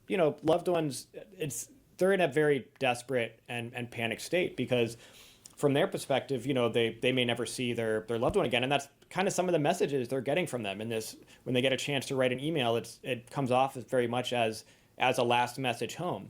And that's hitting families really, really hard. And again, if there's still time to stop this thing, military families played a really pivotal role in the anti-Iraq war movement, and they can again now. And so, again, you're there's leaving kind of the bubblings under the church. surface, families reaching out and trying to help That's their loved ones exciting by too. giving them You need to access to the CO celebrate process, that. even though they've been cut off We've from all lived so much communication. life since then. But yeah, it will help almost even feels more like a if those second families start life. speaking out and You know? denouncing the war.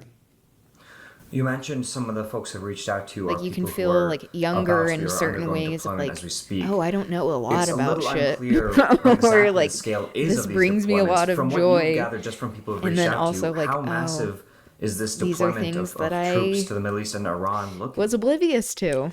Yeah, I mean, there's definitely a lot of guard units that are being activated, or reserve units under the assumption that they're going to deploy. These, I don't think, really get reported. And so, there's reporting on when a unit is officially going and leaving, but there's many more that are preparing to go.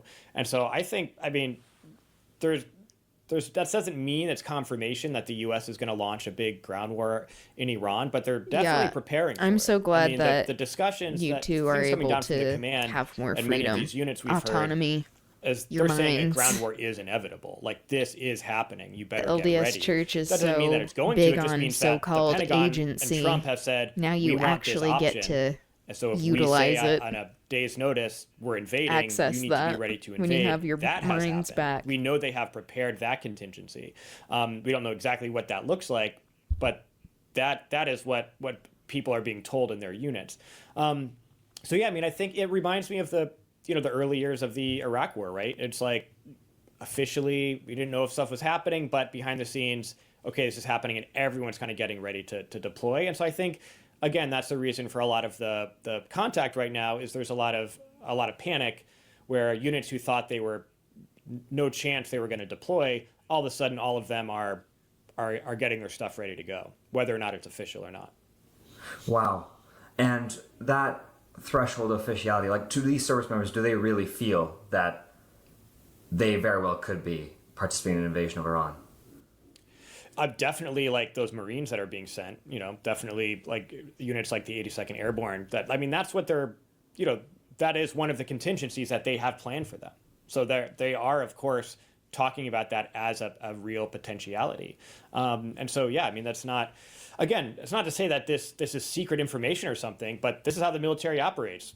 The president says, I want an option to invade. Everyone gets prepared, and they all get positioned to do so. Kind of sad that in that's spite of clearly what's being happening. at war, our lives really don't Have you change gotten at a all. sense of In how contrast, the detailed or people that extensive live these in plans countries are? we're at war with change infinitely No, more. not really. Yeah, exactly. That is why Americans, to, of like course, the public, as many service members as have possible. been I know you allowed to mentioned, be so despite how many bloodthirsty people are in reaching out, there's actually not politics that is many that because maybe even know there about isn't what your organization this does. You're, of course, also violence speaking that to we are on the all receiving Americans end. It's who might always have happening loved in ones some that may far be off participating, place looking where for it's an assistance as well. abstract thing. What would you like to share It's like we with don't people have in the United States? places getting bombed Yeah, well, I mean, I think where there's we an live, assumption that so you then we join the don't have like military, your job is direct to follow orders, and repercussions even if for you certain don't actions. like what the military is doing, even if you really oppose it, that Which you got no honestly, choice. like, you sign the dotted line. I don't want the this to military happen, owns but you, like a you know, draft you have to do could this. force a lot of Nobody young joined to men violate their to not be conscience. as Nobody joined to Nazi-like. violate their deeply held beliefs. I mean, hopefully to compromise they would just their morals be in really the serious same ways. and even more And in Nazi-like fact, in the there military, which is a DoD possibility. policy and But that it regulations would that force them to protects be you like, from oh, having I don't do want to that. be drafted. So anyone I don't who want to knows anyone in die. the military, a friend, a family member, who is Oh no, gas is opposed to this expensive. war, Like they very well yeah. may qualify as a conscientious objector, which is their Yeah, right. exactly. You love it so their much. command is Be on the obligated front to respect lines. your You love it beliefs. so As much. Send soon your as you kids to drop the that front conscientious lines. objector packet, and you know Exactly. there's no guarantees, but we have been fighting to keep people off deployment who are dropping them last minute. A Marine, someone in the 31st Marine Expeditionary Unit, we were able to keep them off a deployment hours before That they were is so supposed to stressful. leave by To by imagine threatening yourself action going against off the to command if war, they or you decide to didn't send think them. you were going to And be we're working with deployed, several and you're such just like, cases. And so oh, it is people's I have to right go fight to do that. this There is war, policy and I don't know regulation in why. No place one seems that to know allows them do why that, we're but you doing can't this. do it alone. You really need to But I navigate guess we that are. with professionals, And then you and just have we are to the ones that can scramble. help people do that. So. That's the main thing for people to know. You don't have to do it. You don't have to violate your conscience, and there Yeah, are I'm ways glad to do that it where you don't get in any this trouble. is being actually, where you highlighted maintain because your it benefits, isn't you being get an covered honorable by discharge, mainstream and outlets. in fact, the burden is on your They're command part of the industrial to follow war the complex. regulation and respect the decision that you have made. And so, the most important thing for people to know is that they should call the Center on Conscience and War because we will help them every step of the way through that process. Mike Preisner, Executive Director of the Center on Conscience and War. Thank you so much for joining us, Mike. Appreciate it. Thank you. Did you like this video? Don't forget to subscribe to this YouTube channel and turn on notifications for exclusive content Why and are to we support doing our this? independent, Well, whatever. Send it, but this is fucking war. Yeah, exactly. Where it's like we all have like limited scope of choice in our various employment and occupations. But yeah, it's like, oh, you literally sign up to be like a little toy pawn to be used. Yeah, it's bleak. And by the people who are never going to send their kids to war. Like, Trump's family has never served in a war. He has not. He's a draft dodger. He comes from a family of draft dodgers. Send Barron. Send Barron to the front lines. Okay. In the interest of time, actually, because we did talk about the Pope having words for Pete Hegseth. Apparently, Caroline Leavitt, the press secretary for the White House, was upset or something. She's like condemning the Pope.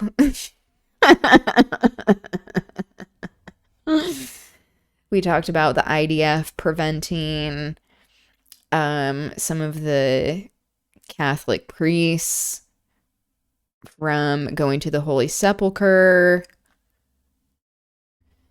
Okay, let's get into some of the protests that I want to talk about. This is from The Guardian.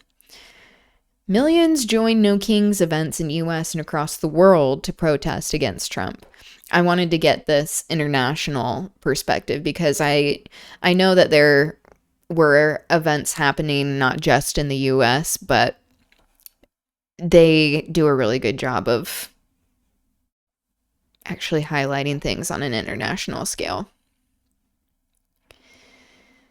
Go kick that guy's ass. Why? I don't know. He looked at me funny.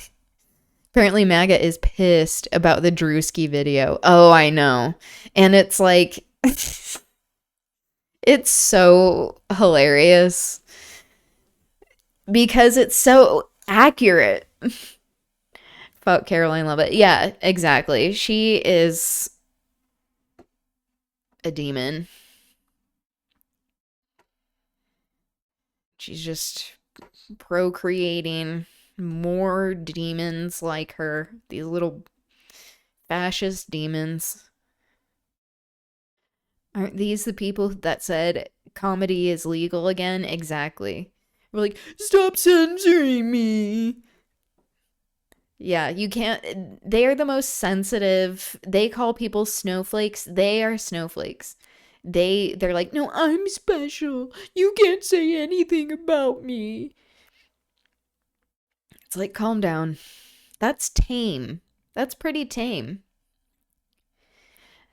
I love that Drewski did that.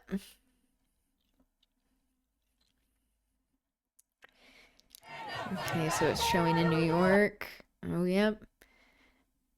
There is the administration for the city, Letitia James. Oh, that looks like Robert De Niro.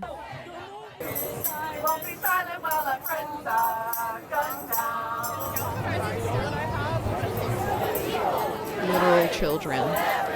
Yeah, they are utterly spineless and cannot take a joke. They can dish it out constantly but can't take any of it.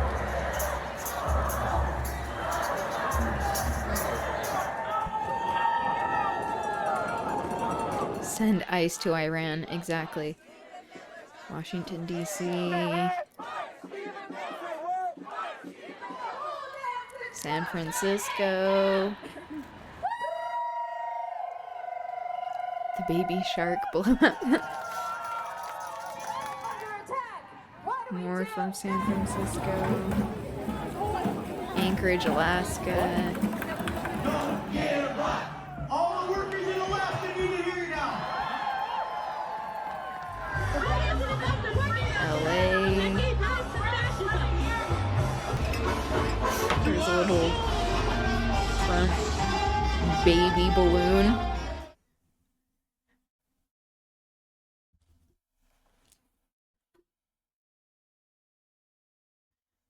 Where did it show across the world?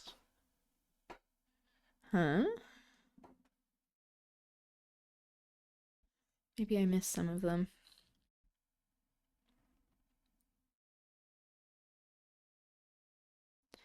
YouTube algorithm hasn't sent me one video regarding these protests. I had to search for it, but it's always feeding me Trump news. Yeah. Billionaires own our media.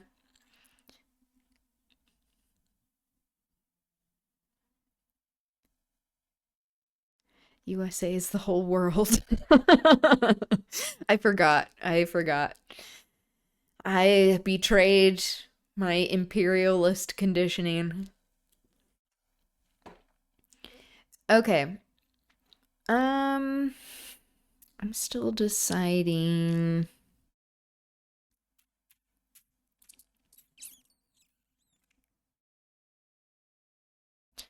Okay, I'm going to show this coverage from Democracy Now! Of the protests.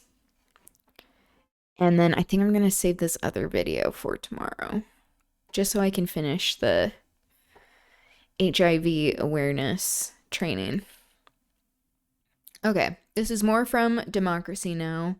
On the protests. democracynow.org, the War and Peace Report. I'm Amy Goodman. As we continue our coverage of Saturday's No Kings protests, an estimated 8 million people took the streets of all 50 states, as well as countries around the world. Organizers say it was the largest single day of protest in U.S. history, with protests in over 3,300 cities, towns, villages. What's her name? What's her name? Oh my God. I'm forgetting her name. She cooks. Hamlets. In Denver, Colorado, protesters included longtime immigrant rights activist Jeanette Vizquera. In December, she was released from an ICE jail after nearly 10 months in detention. My name is Jeanette Vizquera. I am a local and national immigrant rights organizer, and I am also a person impacted by this administration. I was in the Geo-Processing Center for 9 months and 7 days just for using my rights to criticize, to denounce, to fight with my community. I think it's not just... In there for 9 months?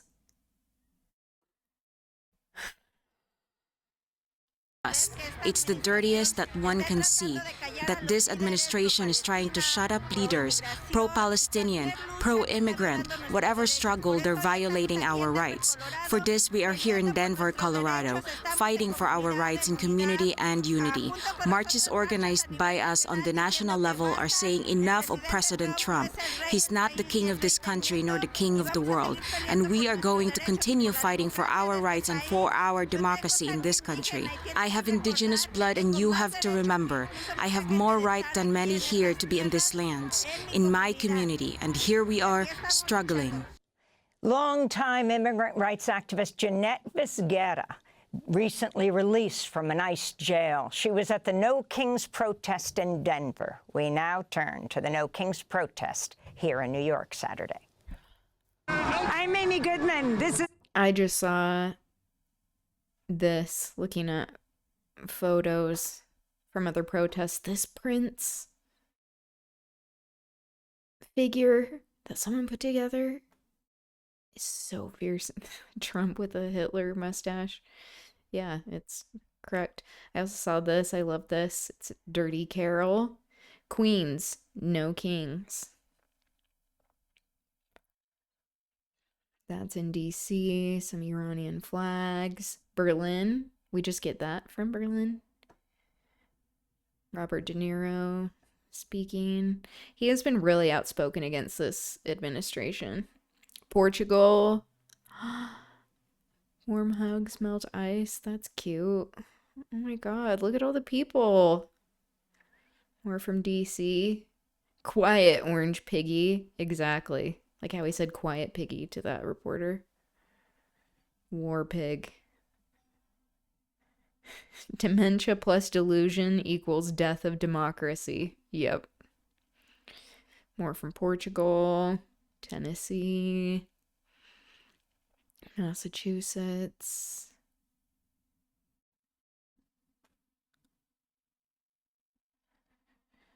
St. Paul.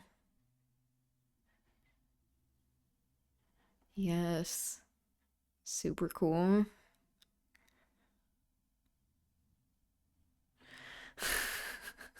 I was like, what's happening here? Because I wasn't seeing any faces. They're lice instead of ice. Lice agents lead an inflatable Trump near the Atlantic Pavilion. Amazing. Munich, Germany. Very cool. In Rome. Or one world free from war, I'm guessing. That's cool. More from DC, Maryland, France. Wow.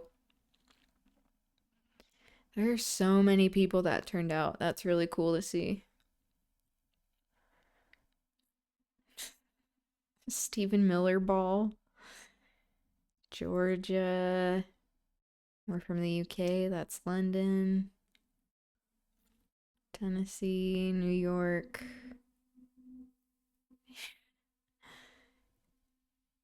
A crocheted mask. is really cool.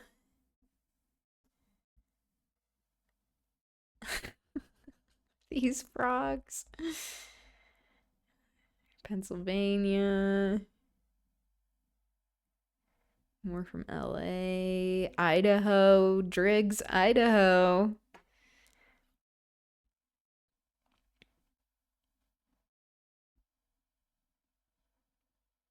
California. Yeah.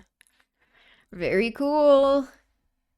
The world is pissed. Okay. Let's continue. Democracy Now! We're here in the south end of Central Park. Thousands and thousands and thousands of people are marching on this No King's Day. Let's hear what some of them have to say, why they came out.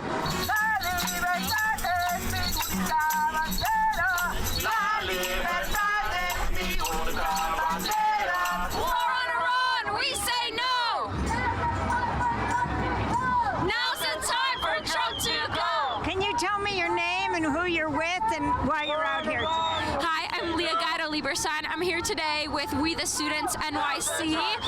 We're students from across the city in many different schools, and we're here to put our voices together and show that we are paying attention. As much as the government wants to pretend and try to get us to not pay attention, we are paying attention, and so we're here to show that together we'll put our voices together, and we're gonna change the system because we're together. How old are you? I am 16 years old. Thank you. What grade? I'm a junior in high school. What high school? High School for Environmental Studies. My name is Luna. I'm with the RevCom Corps for the Emancipation of Humanity, and we're out here on No King's Day because, look, this Donald Trump is a fascist. And yeah. All the millions of decent people need to be out here, and look, they are waging an imperialist war of aggression on Iran right now. My name is Jean Berman. My sign says grandparent. You know, people on the right side of history also have more intelligence on their side. Information, knowledge, all of these things. Style. Just, we have better aesthetics and smarter people. Fightback.org. Noble people. We are nonviolent. That's why we abhor ICE tactics and the January 6th insurrection. We are law-abiding. That's why we detest the illegal actions of Trump et al. We love America. That's why we fight for democracy, our rights, The et al. decency, Got me. our land, and the well-being of all of us. Grandparents, fight back for the sake of our grandchildren. Yes. I'm 6. Cool. My name is Leo. My sign is about that. Time to use our outside We're supposed voices. to be like talking really loud, like my mega, like right here. Oh, you have a megaphone and your sign says... Time to use our outside voices. What's your outside voice? Sounding. Like sounding. Very loud? Yeah. My name is Roxanne Griffith. I'm out.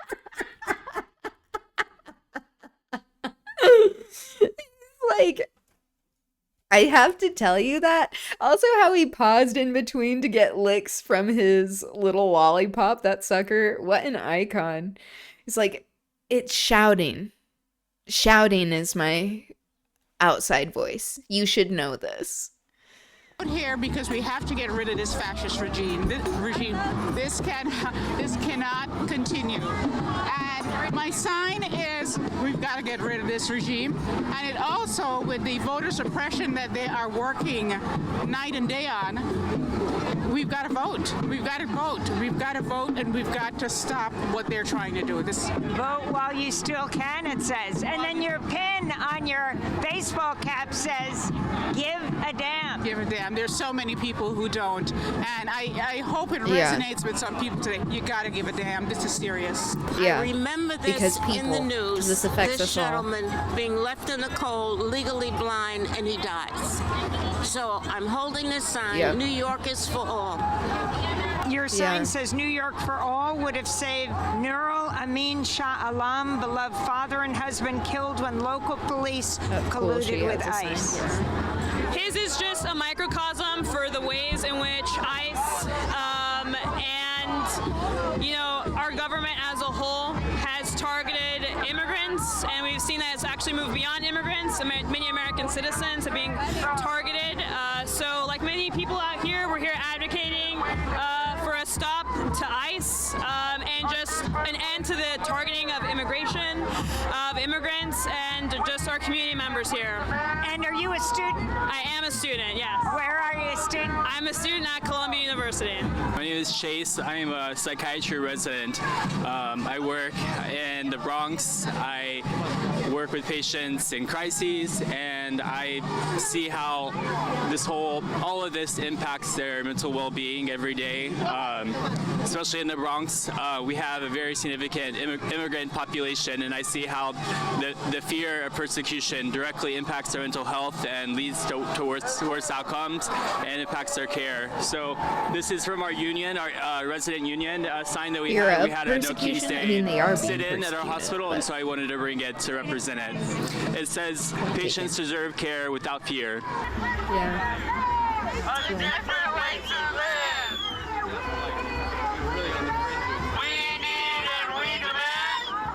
So, Norman Siegel, legendary civil rights attorney from the New York Civil Liberties Union.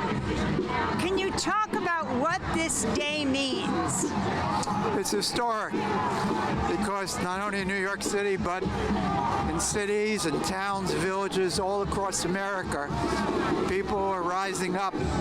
We're saying democracy yes, autocracy no. And the fact there's so many people here who've never been part of a protest movement inspires me. I'm 82, but I'm not giving up. Not only that, but we have a lot of young people here who are ready to pick up the torch of freedom, justice, and equality for all. The young people have really been showing out. Thanks for watching Democracy Now! On YouTube. I'm really Subscribe proud. to the channel and turn on notifications to make sure you never miss a They video. should not And for have to more be of our doing this, audience-supported journalism, fighting go to for this future, but, democracynow.org, you know, where you can download our news app, sign up. I am glad that they are turning out. They realize what's at stake. Okay, so that's some exciting stuff. Protests, we see resistance, that it is spreading. More people are breaking off from the MAGA cult. It is still a cult, though. Trump has been saying some weird shit. I mean, he always says weird shit, but and inappropriate shit, but he is saying even more sexual things, making sexual references. Like the other day, I saw in a press conference with Pete Hegseth said like full throttle like this. And the way he was like doing this, going back and forth. And then Trump looked at it and in the background went like, like lifted his eyebrow. It's like, you are the biggest creep. Just such a creep. Do you have any insight as to how they are doing? Do they have drinking water? Do they have food? Right, I do. It's upsetting. I do. But first, you remember when we had lunch years ago in the base of Trump Tower when it was a brand new building? It was a long time ago, yes. A long time ago, and you haven't changed. Oh. You have not changed. Now, I'm not allowed to say this. It's the end of my political career, but you may be even better looking, okay? So I don't know what you're doing. Incredible work, man. Thank you, Mr. President. He's horny this morning. Disturbing No how horny way. he's been lately. Unlike other politicians, they would like the questions screened. I don't ask for screening of the questions. You can ask me anything you want. You can talk sex. You can do whatever. This is the hell you guy want. who is currently being accused of abusing minors and trafficking minors. And he's just saying this in public. This is crazy for any president to say, any grown person, and just any human to say, let alone the president of the United States who is suspected of inappropriate sexual conduct, who has been convicted of sexual abuse. Like, this is insane. I'm here for you. Someone clapped. People clapped for that. I would never want to hear Donald Trump talk about sex. That's the last thing I want to hear him talk about. Why is he so horny? It's like, it's gross to see the president horny to begin with, including Bill Clinton. But it's also very strange to see this president be horny. So pent up, you won't believe it. Hard as a diamond all the time. Do you have any insight? Anyway, that's Trump lately. Hassan has been getting a lot of attacks recently. I mean, he does very frequently, but especially with him coming back from Cuba and interviewing politicians like Abdul Sayed and going out to support politicians. You can tell that the establishment is very afraid of his commentary and the influence that he has, that it is a sign that the tide is turning and they are targeting him because especially these people are afraid of his influence with young men. I'm ascertaining. Okay, so let's get back into the HIV awareness training on intersectionality, stigma, and healthcare. This training, just as a quick summary, my friend Gabriel is incredible and works for AIDS United and helped create this training, these courses. And this is extremely important in making it so people with HIV can get adequate care, the care that they need and deserve. And it makes it so that healthcare workers have more knowledge that they're going off of, that it makes them aware of biases, that it is educating them on experiences that they may not have. And it makes it so that everyone benefits. I was saying it makes it so a lot of times. I didn't need to say all that. Everyone benefits from this. Patients, HIV patients, people who are just regular patients of these healthcare professionals that, like, hopefully with this training, they're more sensitive to other issues or just like queer issues in general. And I think it's beneficial for just everyone to know these things, even if we aren't healthcare professionals. So this is why I'm going through the trainings. Okay. We were on course 2, becoming a culturally humble healthcare provider, turning theory into practice. So this was cultural humility, principle number 1, and now moving on to principles number 2 and 3.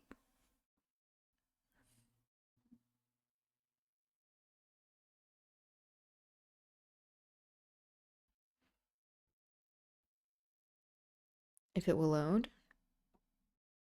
I may need to log in again. Oh, yep. Please hold.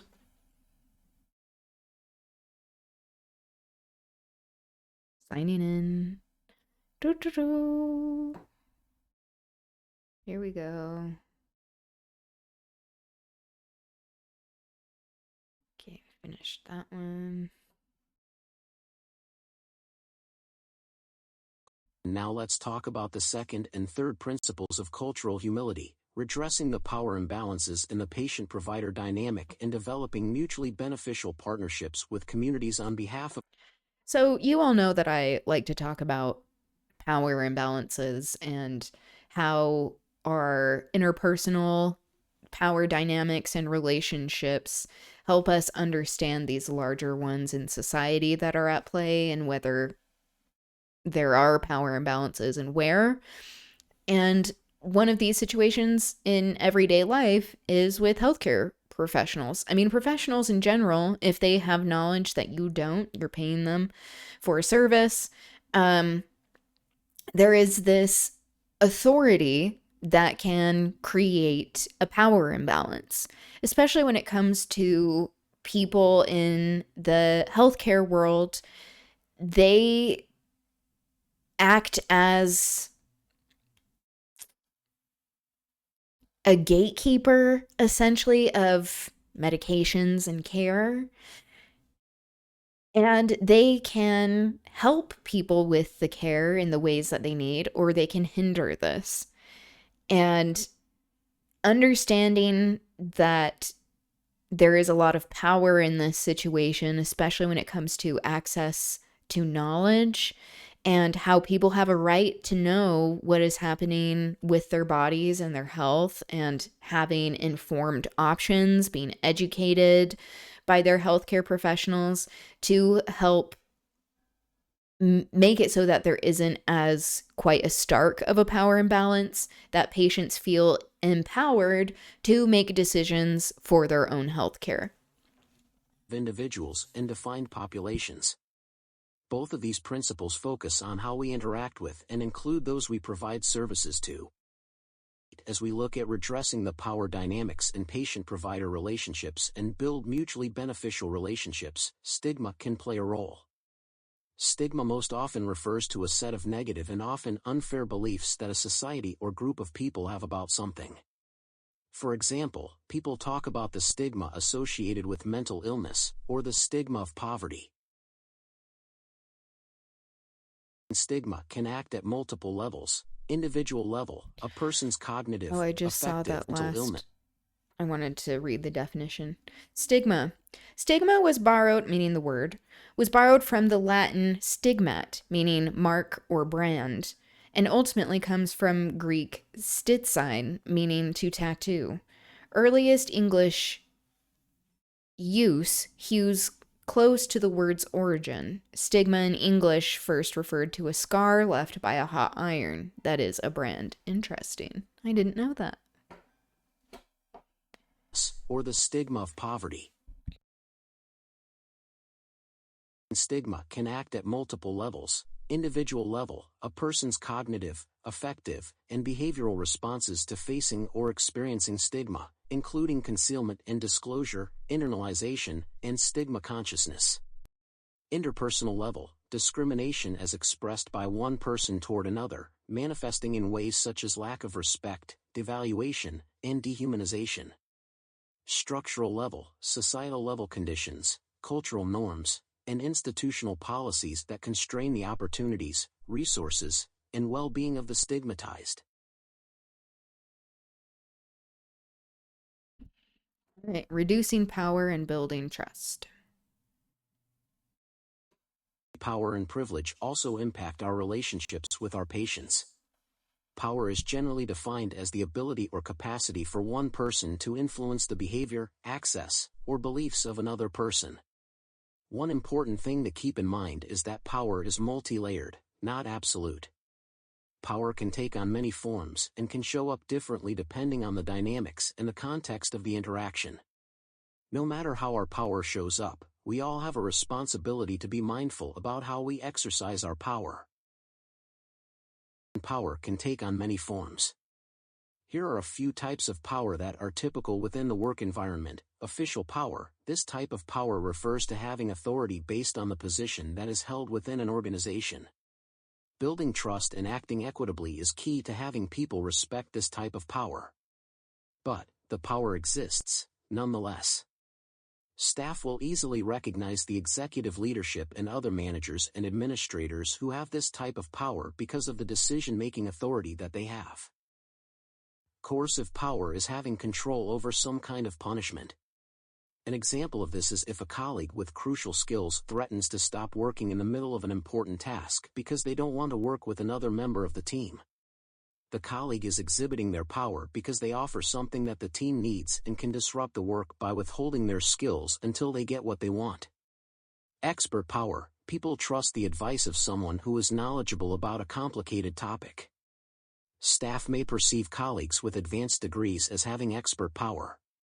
Similarly, a provider who is more tenured may wield more power because they possess a better understanding of how the institution works and how to problem solve within that environment.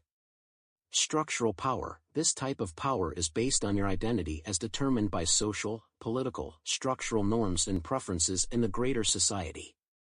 No matter how our power shows up, we all have a responsibility to be mindful about how we exercise our power with an eye to who might be impacted by an imbalance of that power. To reduce power, the first step is relationship and engagement. Before a healthcare organization becomes proficient in cultural humility, leaders must understand the communities they serve and the role the organization plays within those communities. Yes, One of the more exactly. important factors of building any relationship is Context. establishing trust. This is especially true within the provider-patient dynamic.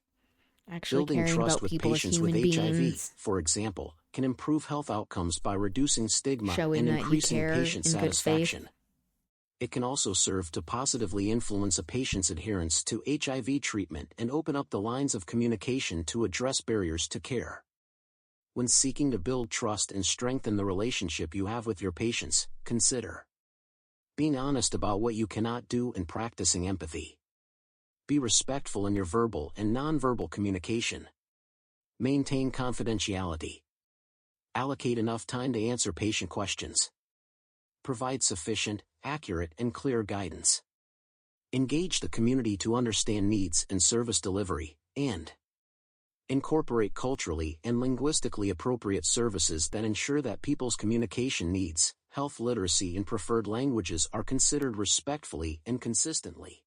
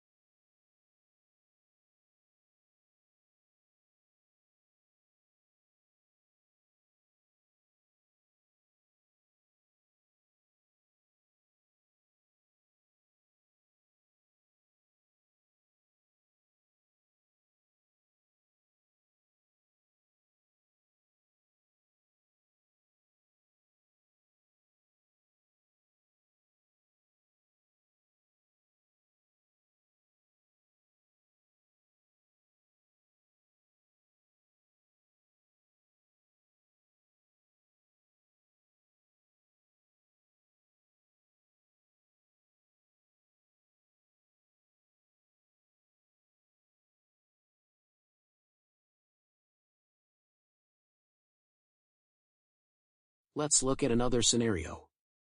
As you watch this scenario, think about creating affirming care environments and experiences for BIPOC LGBTQ+ patients. Did I have my mic off that whole time?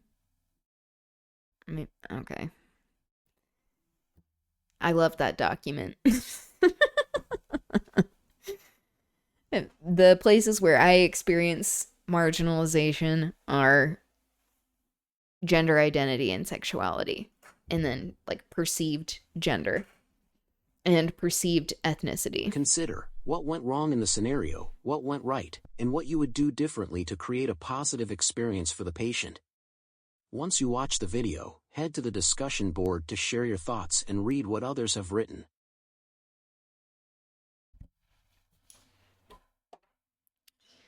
All right.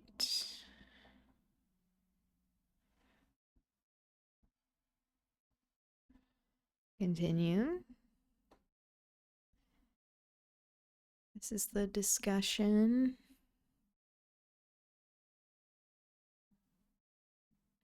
Care to the transgender communities.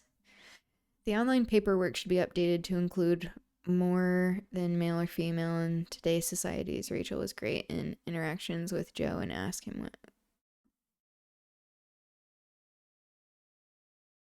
Oh, so this isn't referring to the video. Got it.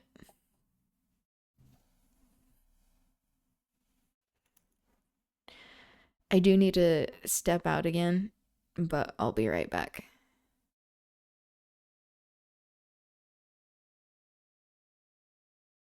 Is the sound not working?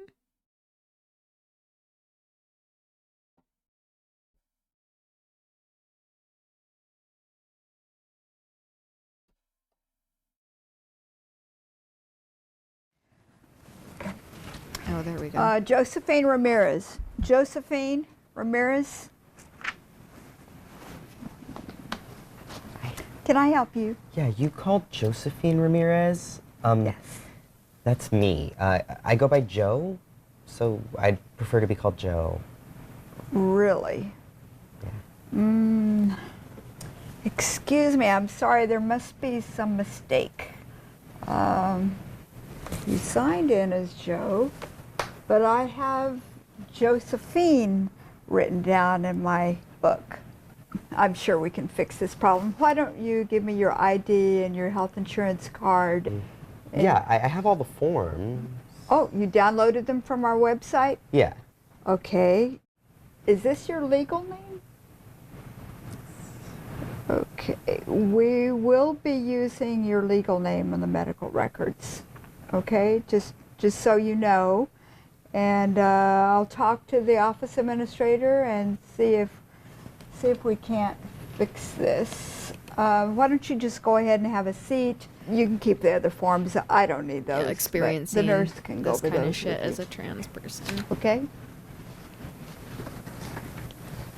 It is rough. In a setting where you should be treated like a human being, get the care that you need. Ms. Ramirez? Miss Josephine Ramirez? Hi, I'm Joe Ramirez. There was a little mix-up with the paperwork. I'd like to be called Joe Ramirez. Not a problem. I'm sorry for the mistake. If you will give me your ID, I'll take it down to the clerk to get that corrected. I mean, I don't think that's necessary. I gave it to her already, so she's aware of the issue. It's just that I haven't changed my name legally yet on my license, so if you could please just call me Joe or Mr. Ramirez. Yeah. Okay, Joe, not a problem. I'm Rick, I'm the tech. I'll be taking vitals, so would you please come with me? Sure. Okay. Okay. All right, have a seat, I'll be miss. back. Sorry, Mr. Joe. Would you please take your clothes off and put this gown on, and I will be right back to take your vitals. I'd rather not. I'm really just going to speak with a nurse, so. Is there a reason why for it? No, it's just I would really rather talk to a doctor or a nurse. It's not going to take long, though. Plus, it will be easier for the nurse for me to do these tasks. Is everything okay? Yeah, it's fine. I would just really rather talk to a doctor or a nurse. I'm sorry, but did I do anything to offend you? Yeah. Okay. All right, I'll let the nurse know that you're ready, and they will be here shortly.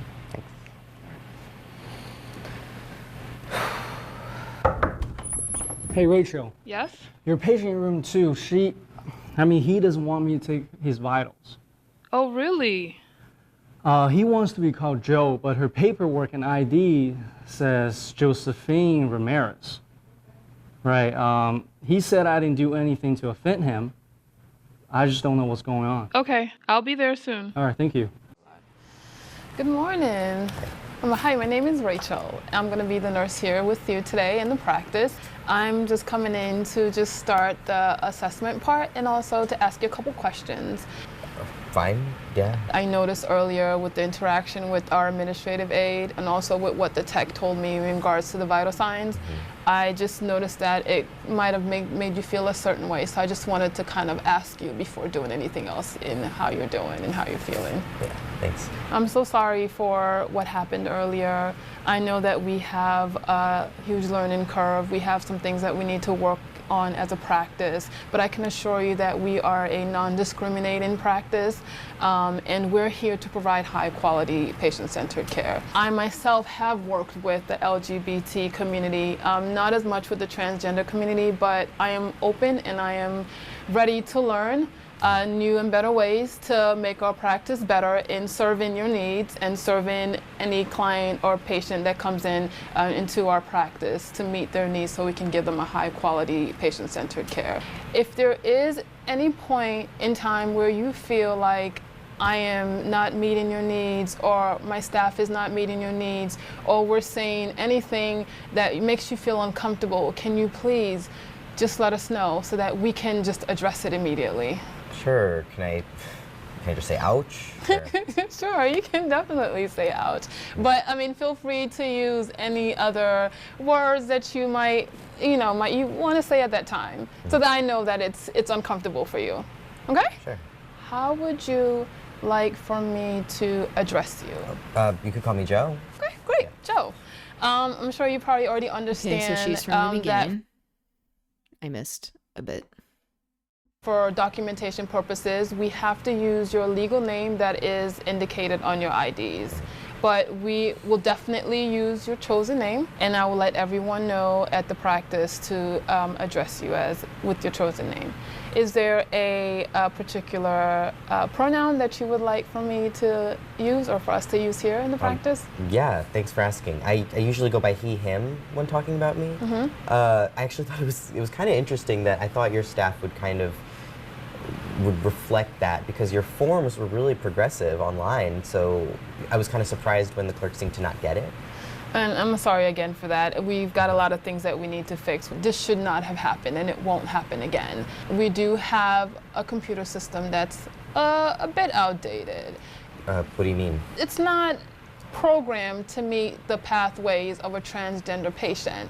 For instance, if we have a patient or a client that comes in, let's say the computer system only recognizes males and like females. So if we have like a male patient that comes in, it's going to give me all the questions that has a physical assessment with a male patient. So for instance, it might put just getting the rigmarole of like, just one more thing to deal with. That shouldn't have to be my problem. Prostate exam, but it might not have a vaginal exam, and it might not have a pap smear. So I just wanted to let you know, sometimes you might see me kind of go to my paper to write down some notes. It's just because I want to make sure that I have all of the information that I need. But I wanted to let you know that, and we're going to work on it to fix it so that we can make it more streamlined to meet the needs of the community. Okay? All right, so we can move forward. And so what brings you here today? Well, right now I'm covered. My insurance is through my parents, okay. Obamacare, but I'm about to age out, so I kind of wanted to get some stuff done before that.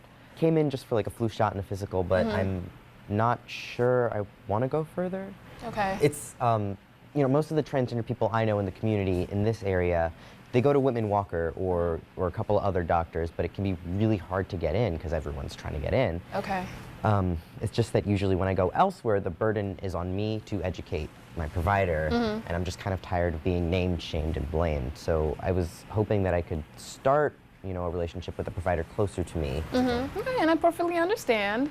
I just wanted to get just your vital signs. You don't have to take your jacket off completely. Are you able to just at least expose an arm so I can get your blood pressure and just get some simple information? And then if you want to go forward with the flu vaccine, then I can definitely administer, but the doctor will come in here and we'll talk to you. So how about that? Sure. Okay, all right. Hey, Dr. Smith, do you have a moment that I can talk to you about something? Hello, Ms. Rachel. Of course. What's the matter? Okay, so I'm very concerned. Okay.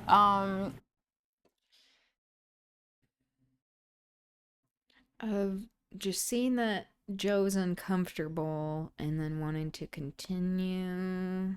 About a new patient, the interaction between a new patient and our staff. So the situation is, so the background is, my assessment is, my recommendation The editing. All right, so thank you for sharing. Of course, I'll go in to see Joe. And then another recommendation, since you're really involved with the cultural competency of our clinic, I think you should get someone to come in to teach the whole entire staff about the transgender population as well as the LGBT population, because our clinic, it is something that we want to be known for, to be culturally sensitive. And okay, I will definitely like to get some more information for us so that we can move forward. Great. Thank you very much. I'll just thank you. let them know that you're getting ready to come in there and talk to Okay, him. thank you very much. You're welcome. Okay, secure staff training.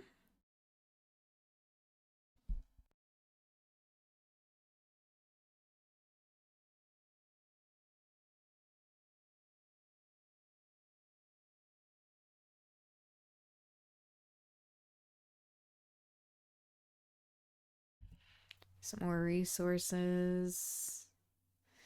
If you're interested in learning more about transgender and gender nonconforming health matters, the following is a partial list of suggested resources to supplement your learning.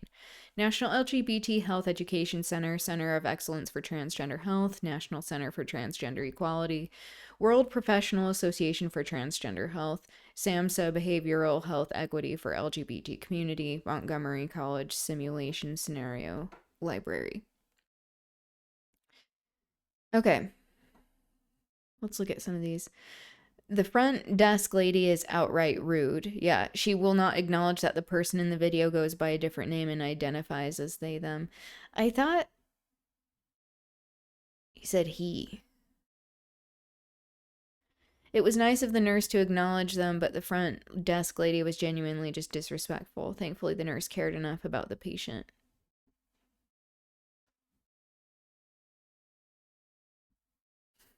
Some bullshit until the nurse came. Yeah, exactly. The front desk lady was really out of pocket. Even though Joe said what he wanted, they still insisted on telling him how they want to call him. Yes, exactly. But I am glad the nurse came and expressed an apology and was able to bring the patient at ease with the chosen name and pronouns. I really liked how she took care of all the needs of the patient with empathy and explained that there are still some kinks in the system. I also like that the doctor was able to bring in someone that can educate and explain how to care and speak to the transgender community. Yeah. Wow. This made me smile finally when the nurse came in with some education on LGBTQ+. Yeah, I mean, I missed a portion of this. But the reception right off the bat is insulting, loud, and rude, and clearly lets their stigma influence their service. They're straight up dehumanizing this patient, including dead naming them. Yeah, and over again as well. The person behind them witnesses the scene but does nothing to step in. The receptionist's tone and body language scream judgment. The person who calls Joe into their office says miss by default. They act completely clueless and keep aggressively asking if they're making the patient uncomfortable. This is the part that I missed.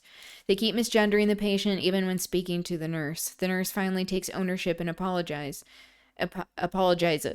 They communicate clearly, but put a lot of the emotional labor on Joe instead of being competent up front. Exactly like what Joe expressed of saying, like, I just wanted to come to a place.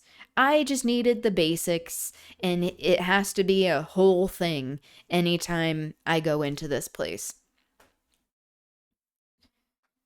Or into a healthcare setting that isn't specifically set up for queer people. They have progressive forms on their public-facing website, but the system is outdated internally and doesn't work for trans patients, and that they aren't progressive in their training practices with employees. I mean, after they do become that way. From a patient perspective, that is very frustrating. The nurse tries their best to rectify the situation, and the doctor takes them seriously, which I appreciated. I was glad to see his staff training at the end. Every staff needs this training. Yes.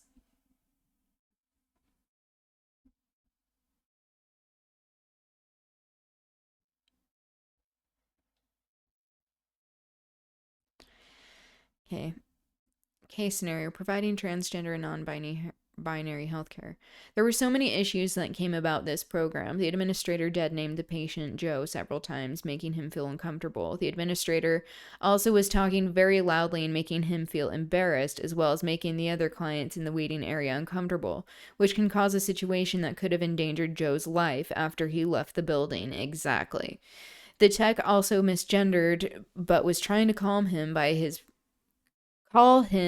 preferred name, but still misgendered him throughout the interaction, which made Joe very uncomfortable with dealing with the tech. The interaction with the nurse was better, with her apologizing, making Joe feel comfortable by assuring that the company does need more cultural training on the transgender community. Joe made the statement that everybody goes to other places that are more progressive. Joe feels that he doesn't need to be the one educating the staff about his gender identity because it's exhausting. The nurse apologizes several times and does acknowledge that the fact that she does have enough experience with that she doesn't have enough experience with the transgender community, but we'll definitely look into it for the company. The nurse shared her concerns with the doctor, and the doctor agreed that training is necessary to be more sensitive to the transgender clients that come to their clinic. The online paperwork should be updated to include more than male or female in today's societies. I mean, they said the online paperwork was progressive. Rachel was great in interactions with Joe and asked him what wanted to called in his pronouns. She even went further. You've seen that the staff was in need of cultural trainings, caring for transgender communities in a healthcare setting. Okay.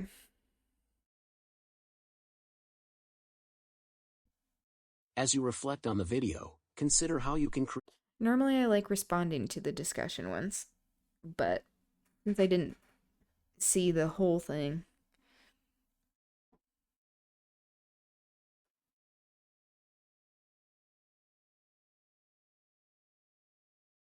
Oh, whoops. Here we go.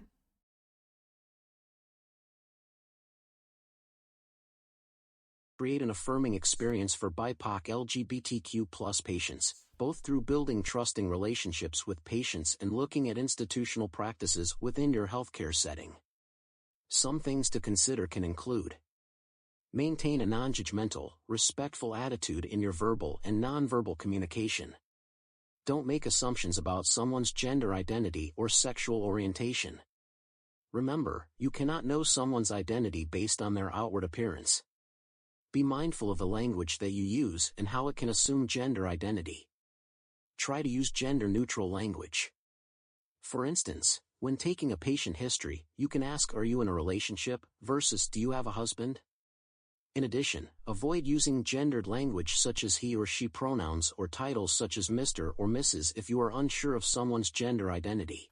Yeah. Ideally, healthcare organizations will have a system that allows patients to share their preferred people name, prefer gender in a identity, and respectful pronouns on intake, registration, or other related forms, so that healthcare providers can access and utilize these names and pronouns. If your organization collects this information, be sure team members know and are reviewing this information before interacting with a patient. If your organization does not collect this information, politely ask patients how they would like to be addressed and document this in the patient's medical record, so that the patient does not have to correct this information at subsequent visits. It is also important to keep in mind that someone's name or gender marker may not match their identification or insurance documents. In addition, avoid asking unnecessary questions about a patient's personal life out of curiosity. Instead, think about what you need to know for the patient's care. Sometimes, mistakes can happen. In these instances, be sure to apologize. In addition, you can politely correct colleagues if they make a mistake to help create a culture of respect and accountability. Are there other practices you would add to this list?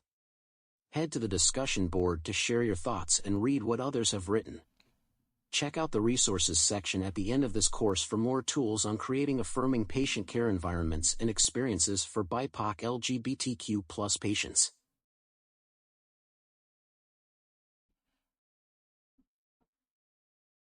Let's dive into the final principle of cultural humility, which is advocating for Did that have... As you reflect on the video, consider... Okay. Creating a safe space should not be difficult. It is important to refer to the person as they ask. If mistaken, it is important to correct the mistake. Using gender-neutral language is a great way to create a safe space and to try to stay very generic. Exactly.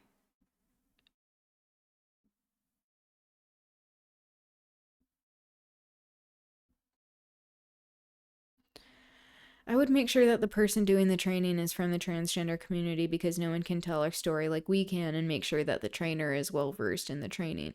Lived experience is the best teacher. This will help the culture of the clinic to understand the negative impacts this has on the transgender community. I appreciated how Nurse Rachel took responsibility for the mistakes made in moving Joe from the waiting area to the exam room, although there was a lot of burden placed on Joe to correct the clinical staff prior to meeting. Yeah, that's what I was going to say, is like, they should be able to correct each other gently, as they said, politely correcting people of saying like, oh, he prefers Joe. Please call him Joe. Or like, that's not the name, you know, like, he prefers he, him pronouns.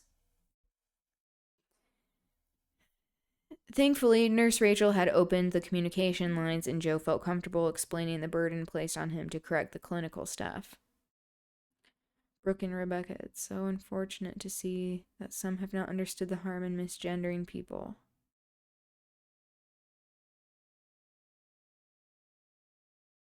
What?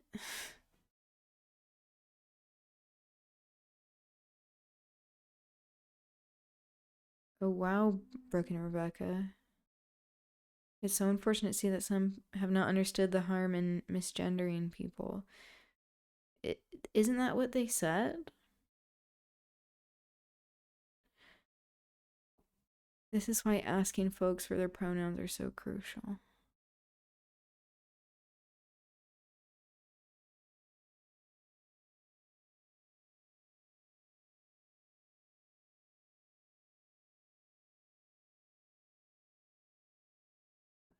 I was very impressed with the nurse and how she took responsibility for the staff's mistakes towards the patient. She made Joe feel better about the situation and ensured that this type of behavior was not right to anyone.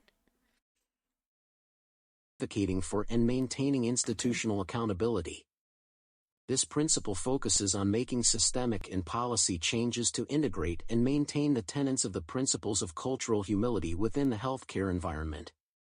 This principle is often the hardest as it requires the organization as a whole, including those who are not at the front lines of patient care, to do and think differently. Accountability can be defined as a conscious, deliberate choice that is implemented and reinforced in a structured way. Often within work environments, accountability shows up as the structures that encourage us to follow established policies and social norms. At an individual level, typically once you become aware of something you would like to change, you own your responsibility for making it happen, work to identify solutions, either independently or collectively, and make the change happen. However, the process becomes a little more complicated when attempting to change things within an organization where power dynamics and other social norms are factors. Have you ever heard of the term, "if it ain't broke, don't fix it"? Well, that is often the stance that organizations take when it comes to change. Indeed, I have. The first step is to generate awareness of what cultural humility is and the opportunities that exist to strengthen service delivery.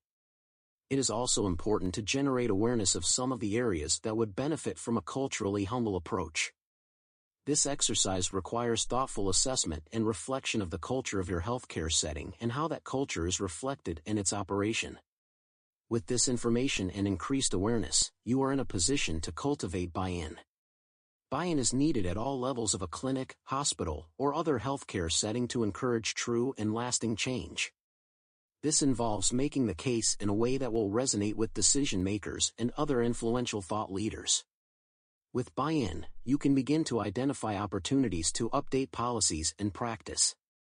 This is the place where community input can be particularly helpful. Soliciting input from community that ultimately changes the way that they receive services for the better is a key way of building and maintaining trust with your patients. And lastly, you not only make it happen, but you also monitor progress and hold the system and the people within the system accountable by routinely assessing the effectiveness of change. Organizational cultural work is never easy, but it is possible. You just have to take the first step. Let's look at some examples.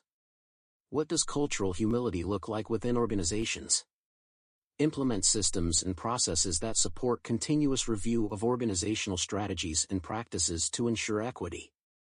Match human resources practices to deep and careful review for non-discriminatory hiring and treatment. Community representation in every opportunity, key decision-making infrastructures/committees. Develop structures and processes for accountability. How do we as individuals support cultural humility practices at the organizational level? Seek to understand and respond to the needs of staff and clients, establish a feedback loop. Acknowledgement and assumption of responsibility for actions, products, decisions, and policies. Inclusivity in organizational mission. Participatory development of a values statement. Ensure that staff at all levels are well trained, valued, and involved in key decision-making. Incorporate practices for individual, as well as organizational, accountability.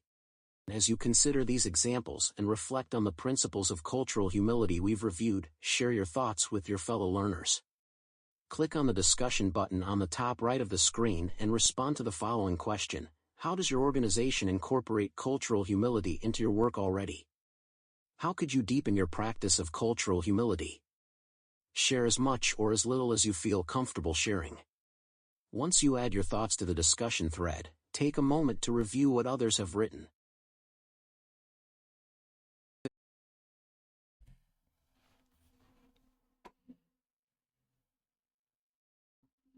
Okay, what are people saying? Within the organization I work at, we incorporated a CAB community advisor board, I'm guessing, and those within the CAB are patients of the organization. I don't know what a CAB means. We also realized that wasn't the only thing needed. We need to make sure the voices were heard at administration level within the organization. They part interstrual changes? What? Made to improve training with staff members. We offered them trainings as well to build upon the needed skills of CAB. What is CAB? The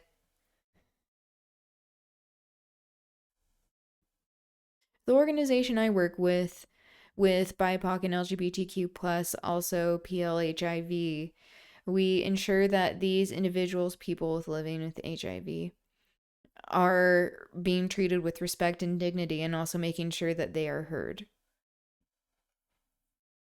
I'm currently a RHATC board member, and I've noticed similar behavior situations, non-intentional microaggressions towards ageism, disabilities, and LGBT. Sensitivity training during and shortly before the COVID pandemic was enforced at my previous employment. Staff and clients were exclusive LGBT. Interesting. I wouldn't necessarily refer to people like as LGBT in that way, but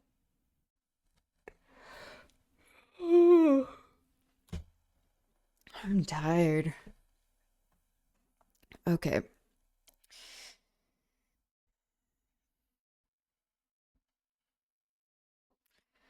The organization I work with encourages equality, and we specialize within the LGBTQ plus community and try to treat every patient with the same respect and care.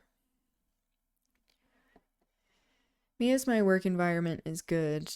I work with my city public health coalition, I'm guessing, and Eagle Pass Safe, which is sexuality deviancy, advocacy? I don't know. For everyone, so we say stay safe and always ask for their pronouns, I'm guessing, at the start of meeting a new member. We know that everything keeps on changing like everything else, so it's something a lot that just don't want to learn the new modern lifestyle people choose to be. Oh no, not that.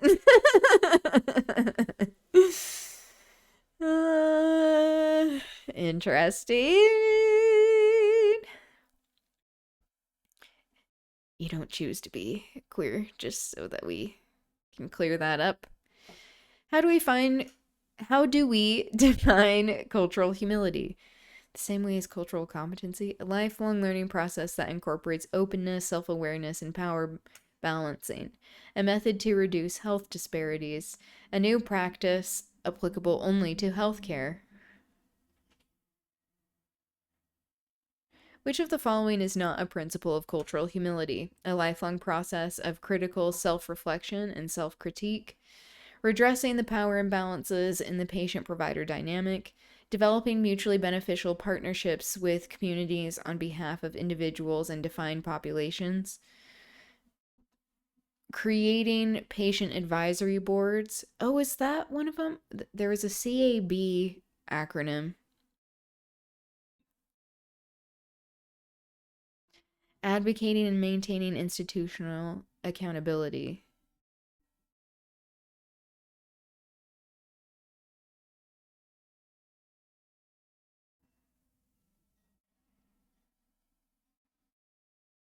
Oh, whoops. Oh, I thought it was this one.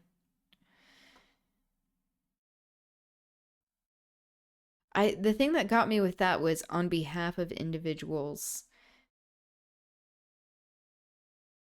Is like, technically, would you be hiring people or having people lead the charge, not doing it on their behalf?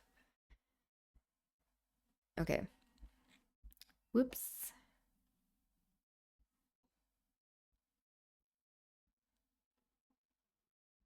Creating patient advisory boards. Continue. Before we conclude, let's go over some highlights from this. Oh, wait, what?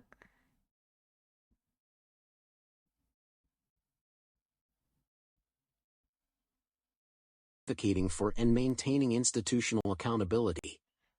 This principle ahead. focuses on making systemic and policy changes to integrate and maintain the tenets of the principles of cultural humility within the healthcare environment. This principle is often the hardest as it requires the organization as a whole, including those who are not at the front lines of patient care, to do and think differently. Accountability can be defined as a conscious, deliberate choice that is implemented and reinforced in a structured way. Often within work environments, accountability shows up as the structures that encourage us to follow established policies and social norms. At an individual level, typically once you become aware of something you would like to change, you own your responsibility for making it happen, work to identify solutions, either independently or collectively, and make the change happen. However, the process becomes a little more complicated when attempting to change things within an organization where power dynamics and other social norms are factors. Have you ever heard of the term, if it ain't broke, I already watched don't this. fix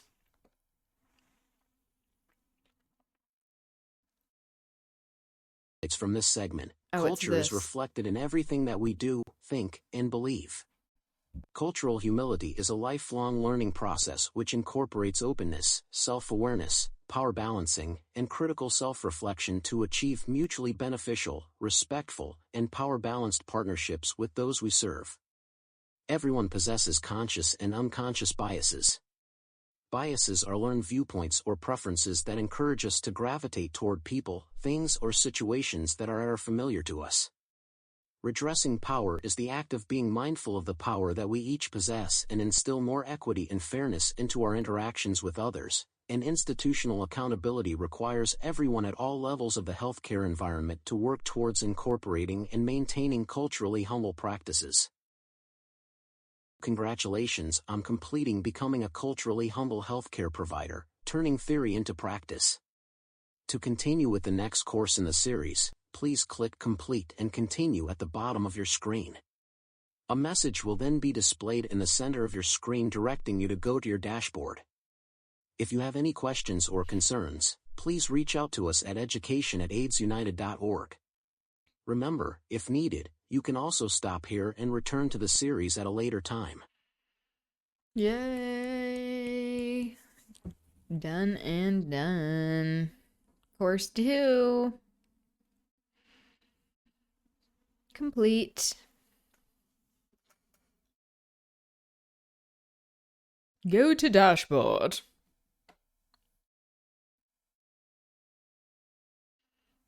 Okay. And I'll do course 3 tomorrow.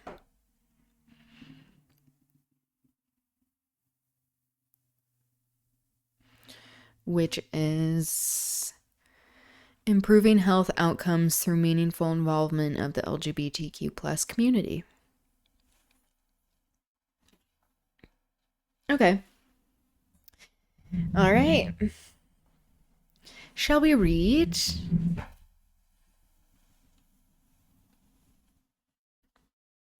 We're on chapter 19. We do need to pick a new book because I think there are 20 chapters.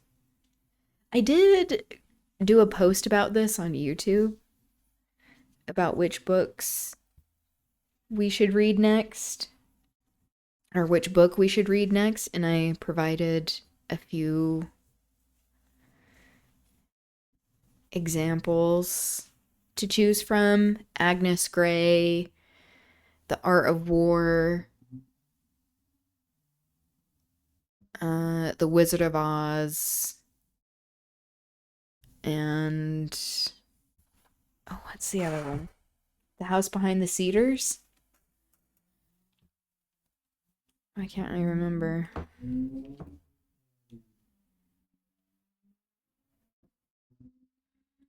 Let's see.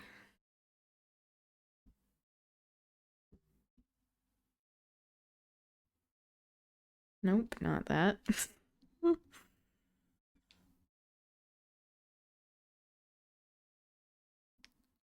Yeah, Agnes Grey by Anne Bronte, The Wizard of Oz by L. Frank Baum, The Art of War by Sun Tzu, The Scarlet Pimpernel by Baroness Orsi.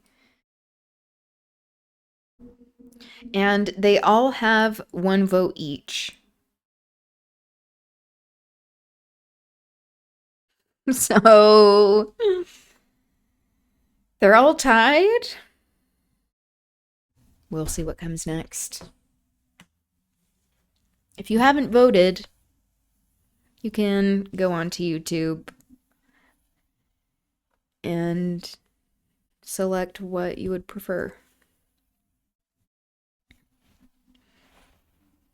Okay, so in the previous chapter, we learned that Heathcliff passed away, that Mr. Lockwood returned and found Nellie working at Wuthering Heights, where Catherine and Harriton are living. They seem happy.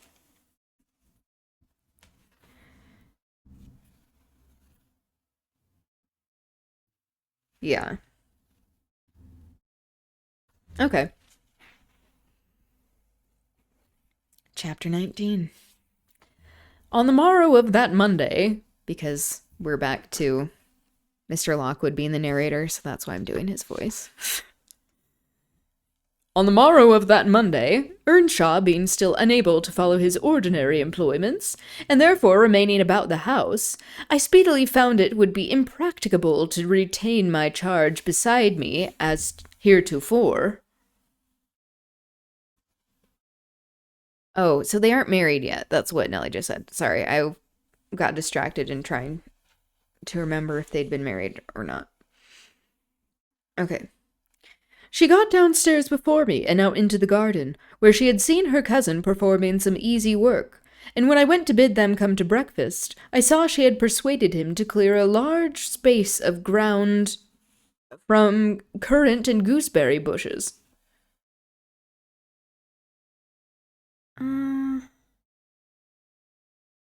Is this Mr. Lockwood? No, this is Nellie. She's continuing to talk. Okay. Jumping around with narrators, you just have to pick up on context clues when they don't tell you who it is. This is Nellie. On the morrow of that Monday, Earnshaw being still unable to follow his ordinary employments, and therefore remaining about the house, I speedily found it would be impracticable to retain my charge beside me, as heretofore.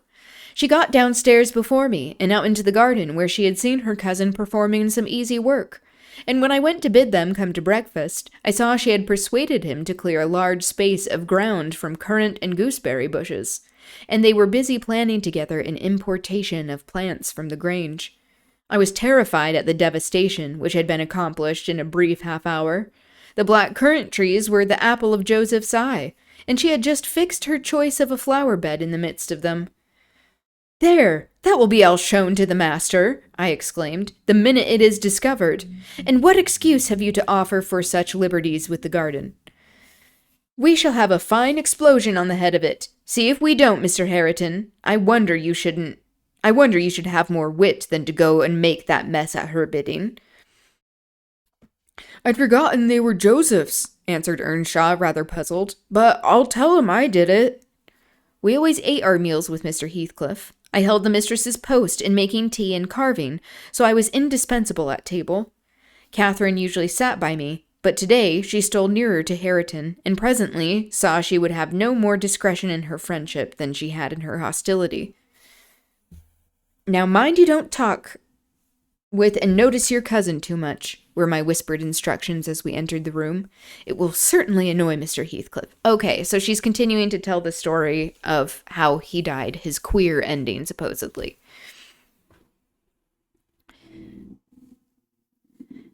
"And he'll be mad at you both."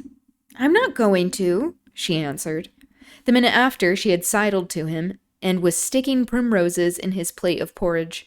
He dared not speak to her there. He dared hardly look, and yet she went on teasing, till he was twice on the point of being provoked to laugh, and I frowned, and then she glanced towards the master, whose mind was occupied on other subjects than his company, and his countenance evinced, and she grew serious for an instant, scrutinizing him with deep gravity. Afterwards she turned and recommenced her nonsense at last. Her nonsense. At last, Hareton uttered a smothered laugh. "Oh." Mr. Heathcliff started his eye rapidly. I keep going, just like running over this punctuation. My bad. Mr. Heathcliff started. His eye rapidly surveyed our faces. Catherine met it with her accustomed look of nervousness, and yet defiance, which he abhorred. "It is well you are out of my reach," he exclaimed. "What fiend possesses you to stare back at me continually with those infernal eyes?" Kathy's eyes. "Down with them, and don't remind me of your existence again. I thought I had cured you of laughing." "It was me," muttered Hareton. "What do you say?" demanded the master. Hareton looked at his plate and did not repeat the confession. Mr. Heathcliff looked at him a bit, and then silently resumed his breakfast and his interrupted musing. We had nearly finished, and the two young people prudently shifted wider asunder, so I anticipated no further disturbance during that sitting. when Joseph appeared at the door, revealing by his quivering lip and furious eyes that the outrage committed on his precious shrubs was detected. Uh-oh. He must have seen Kathy and her cousin about the spot before he examined it, for while his jaws worked like those of a cow chewing its cud, and rendered his speech difficult to understand, he began, "I mun have my wage, and I mun goa. I had aimed to dee where I'd sarved for 60 year, and I thought I'd lug my books up into to garret, and all my bits of stuff, and they should have kitchen to theirseln. Had the kitchen to theirself, for to sake of quietness. It were hard to get up my own hearthstone, but I thought I could do that, but nah." This is not me trying to be offensive. Again, I have to reiterate this. I'm reading how this is written in the vernacular. It's trying to create an accent, and I'm doing poorly at it. "But nah, shoes tan my garden from me? And by the heart, Maester, I cannot stand it. Yam a bend to the yoke, and ye will. I'm noan used to it, and owd man doesn't soon get used to de barthens. I'd rather earn my bite and my sup wi' a hammer in the road." So he's very upset. Translation. Now, you idiot," interrupted Heathcliff. "Cut it short. What's your grievance? I'll interfere in no quarrels between you and Nellie. She may thrust you into a coal hole for anything I care." "It's no a Nellie," answered Joseph. "I sudden shift for Nellie. Nasty ill knowit as Shoo is, thank God. Shoo cannot stale to sell a nobody. Shoo were never so a handsome, but wet a body mud look at her bot winking." He's just like insulting her looks. Why? It's not Nellie. "It's yon flaysome graceless quean. It's witched our lad wi' her boldeen and her for'ard ways. Till nay, it's frae brusts my heart. He's forgotten all he done for him, and made on him, and goin' a rivin up a whole row at de grandest currant trees i' de garden." And here he lamented outright, unmanned by a sense of his bitter injuries, and Earnshaw's ingratitude and dangerous condition. "Is the fool drunk?" asked Mr. Heathcliff. "Hareton, is it you he's finding fault with?" "I've pulled up 2 or 3 bushes," replied the young man, "but I'm going to set 'em again." "And why have you pulled them up?" said the master. Catherine wisely put in her tongue. "We wanted to plant some flowers there," she cried. "I'm the only person to blame, for I wished him to do it." "And who the devil gave you leave to touch a stick about the place?" demanded her father-in-law, much surprised. "And who ordered you to obey her?" he added, turning to Hareton. The latter was speechless. Her cousin replied, "You shouldn't grudge a few yards of earth for me to... You shouldn't grudge a few yards of earth for me to ornament, when you have taken all my land." "Your land, insolent slut!" Jesus. "You never had any," said Heathcliff. "I mean, yeah, she didn't." "And my money," she continued, returning his angry glare, and meantime biting a piece of crust, the remnant of her breakfast. "Silence!" he exclaimed. "Get done, and be gone." "And Hareton's land and his money," pursued the reckless thing. "Hareton and I are friends now, and I shall tell him all about you." The master seemed confounded a moment. He grew pale, and rose up, eyeing her all the while with an expression of mortal hate. "If you strike me, Hareton will strike you," she said. You just said that he will? Okay. She said, "So you may as well sit down."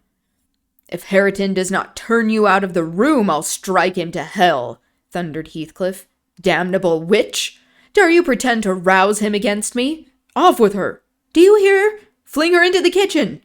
I'll kill her, Ellen Dean, if you let her come into my sight again." Hareton tried under his breath to persuade her to go. "Drag her away!" he cried savagely. Are you staying to talk?" And he approached to execute his own command. "He'll not obey you, wicked man, any more," said Catherine, "and he'll soon detest you as much as I do." "Wisht, muttered the young man reproachfully. "I will not hear you speak so to him. Have done." "But you won't let him strike me," she cried. "Come then," he whispered earnestly. It was too late. Heathcliff had caught hold of her. "Now you go," he said to Earnshaw. "Accursed witch! This time she has provoked me when I could not bear it, and I'll make her repent of it forever." He had in his hand her hair. Hareton attempted to release the locks, entreating him not to hurt her that once. His black eyes flashed. He seemed ready to tear Catherine in pieces, again, like the saying he has black eyes. The racialized language. I was just worked up to risk coming to the rescue when, of a sudden, his fingers relaxed. He shifted his grasp from her head to her arm and gazed intently in her face. Then he drew his hand over his eyes, stood a moment to collect himself apparently, and turning anew to Catherine, with assumed calmness. "Strange. You must learn to avoid putting me in a passion, or I shall really murder you sometime. Go with Mrs. Dean, and keep with her, and confine your insolence to her ears. As to Hareton Earnshaw, if I see him listen to you, I'll send him seeking his bread where he can get it. Your love will make him an outcast and a beggar. Nellie, take her, and leave me, all of you. Leave me." I led my young lady out. She was too glad of her escape to resist. The other followed, and Mr. Heathcliff had the room to himself till dinner. I had counseled Catherine to get hers upstairs, but as soon as he perceived her vacant seat, he sent me to call her. He spoke to none of us, ate very little, and went out directly afterwards, intimating that he should not return before evening. The two new friends established themselves in the house during his absence, where I heard Hareton sternly check his cousin on her offering a revelation of her father-in-law's conduct to his father. He said he wouldn't suffer a word to be uttered to him, in his disparagement. If he were the devil, it didn't signify. He would stand by him, and he'd rather she would abuse himself, as she used to, than begin on Mr. Heathcliff. Catherine was waxing cross at this, so Hareton is not wanting her to be fighting with Heathcliff, won't hear a word spoken against him, because he cares about Mr. Heathcliff. And she was trying to tell him about how Heathcliff and his father interacted together, but painting Heathcliff in a not a great light.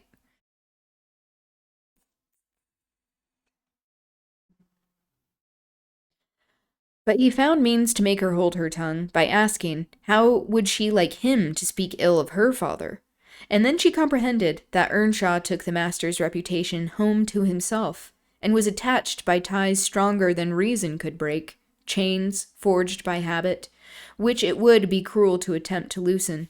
So chains of love, like the Charlie XCX song, but this time it's talking about Hareton and Heathcliff. Indeed, I don't believe she has ever breathed a syllable in the latter's hearing against her oppressor since. When this slight disagreement was over, they were thick again, and as busy as possible in their several occupations of pupil and teacher. I came in to sit with them after I had done with my work, and felt so soothed and comforted to watch them that I did not notice how time got on. You know, they both appeared in a measure my children. I had long been proud of one, and now I was sure the other would be a source of equal satisfaction. His honest, warm, and intelligent nature shook off rapidly the clouds of ignorance and degradation in which it had been bred. Oh, so we're left with, like, the straight ones, too. So that's ableist against Linton and queerphobic, I think. And it's also racist. Okay, continuing.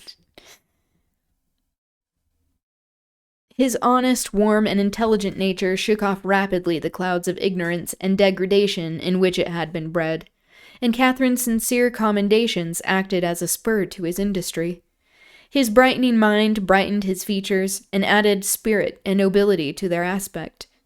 I hardly fancy it the same individual I had beheld on the day I discovered my little lady at Wuthering Heights, after her expedition to the crags. While I admired and they labored, dusk drew on, and with it returned the master. He came upon us quite unexpectedly, entering by the front way, and had a full view of the whole three, ere we would raise our heads to glance at him. Just want to check the chapter. Well, I reflected there was never a pleasanter or more harmless sight, and it will be a burning shame to scold them. The red firelight glowed on their two bonny heads and revealed their faces, animated with the eager interest of children, for though he was 23 and she 18, each had so much novelty to fill and learn that neither experienced nor evinced the sentiments of sober disenchanted maturity. They lifted their eyes together to encounter Mr. Heathcliff. Perhaps you have never remarked that their eyes are precisely similar, and they are those of Catherine Earnshaw. The present Catherine has no likeness to her, except a breadth of forehead and a certain arch of the nostril that makes her appear rather haughty, whether she will or not. With Hareton, the resemblance is carried farther. It is singular at times. Then it was particularly striking, because his senses were alert and his mental faculties wakened to unwonted activity. I suppose this resemblance disarmed Mr. Heathcliff. He walked to the hearth in evident agitation, but it quickly subsided as he looked at the young man, or, I should say, altered its character, for it was there yet. He took the book from his hand and glanced at the open page, then returned it without any observation, merely signing Catherine away. Her companion lingered very little behind her, and I was about to depart also, but he bid me sit still. "It is a poor conclusion, is it not?" he observed, having brooded a while on the scene he had just witnessed. "An absurd termination to my violent exertions. I get levers and mattocks to demolish the two houses, and train myself to be capable of working like Hercules, and when everything is ready and in my power, I find the will to lift a slate off either roof has vanished. My old enemies have not beaten me. Now would be the precise time to revenge myself on their representatives. I could do it, and none could hinder me. But where is the use? I don't care for striking. I can't take the trouble to raise my hand. That sounds as if I had been laboring the whole time, only to exhibit a fine trait of magnanimity. It is far from being the case. I have lost the faculty of enjoying their destruction, and I am too idle to destroy for nothing. Nellie, there is a strange change approaching. I am in its shadow at present. I take so little interest in my daily life that I hardly remember to eat and drink. Those two who have left the room are the only objects which retain a distinct material appearance to me, and that appearance causes me pain, amounting to agony. About her, I won't speak, meaning Catherine, the one who passed away. And I don't desire to think, but I earnestly wish she were invisible. Her presence invokes only maddening sensations. He moves me differently. Hi, Dini. You can come in. I hear her meowing.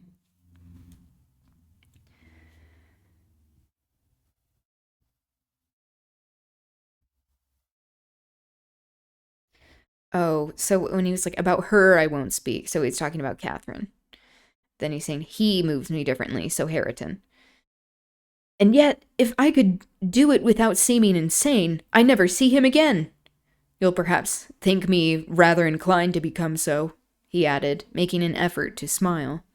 If I tried to describe the 1,000 forms of past associations and ideas he awakens or embodies, but you'll not talk of what I tell you, and my mind is so eternally secluded in itself, it is tempting at last to turn it out to another. 5 minutes ago, Hareton seemed a personification of my youth, not a human being. I felt to him in such a variety of ways that it would have been impossible to have accosted him rationally. In the first place, his startling likeness to Catherine connected him fearfully with her.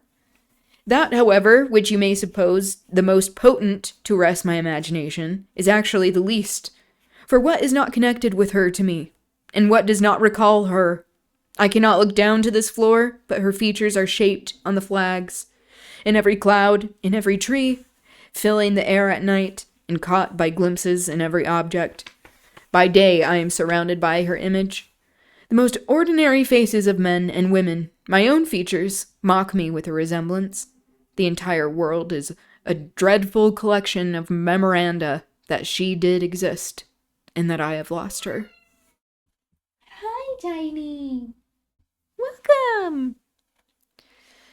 Well, Harriton's aspect was the ghost of my immortal love, of my wild endeavors to hold my right, my degradation, my pride, my happiness, and my anguish. But it is frenzy to repeat these thoughts to you, only it will let you know why, with a reluctance to be always alone. Oh, hi, the two cats. Welcome. Juniper? Why did she do that? Hey. Why are you being mean? Hey, buddy. Hey, bud. You don't have to be rude, Teeny. Yeah. I feel so bad. Why did you do that? He can come in here. Huh? Why is she so angry?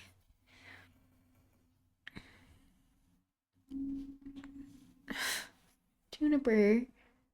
He can come in here too.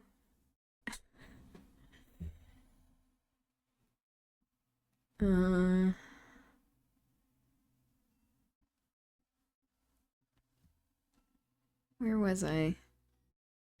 But it is a frenzy to repeat these thoughts to you, only it will let you know why, with a reluctance to be always alone, his society is no benefit, rather an aggravation of the constant torment I suffer, and it partly contributes to render me, regardless how he and his cousin go on together, I can give them no attention anymore. But what do you mean by a change, Mr. Heathcliff? I said, alarmed at his manner, though he was neither in danger of losing his senses nor dying. According to my judgment, he was quite strong and healthy.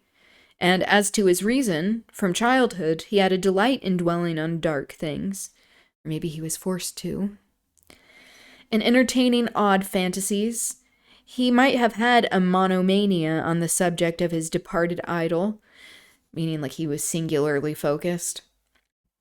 But on every other point, his wits were as sound as mine. We got a footnote for monomania. A form of insanity in which the patient is irrational on one subject only, an exaggerated enthusiasm for or devotion to one subject. Okay. I shall not know that till it comes, he said. I'm only half conscious of it now. You have no feeling of illness, have you? I asked. No, Nellie, I have not, he answered.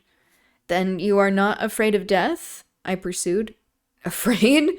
No, he replied. I have neither a fear, nor a presentiment, nor a hope of death. Why should I? With my hard constitution, and temperate mode of living, and unperilous occupations, I ought to, and probably shall, remain above ground, till there is scarcely a black hair on my head. And yet, I cannot continue in this condition. I have to remind myself to breathe, almost to remind my heart to beat. And it is like bending back a stiff spring.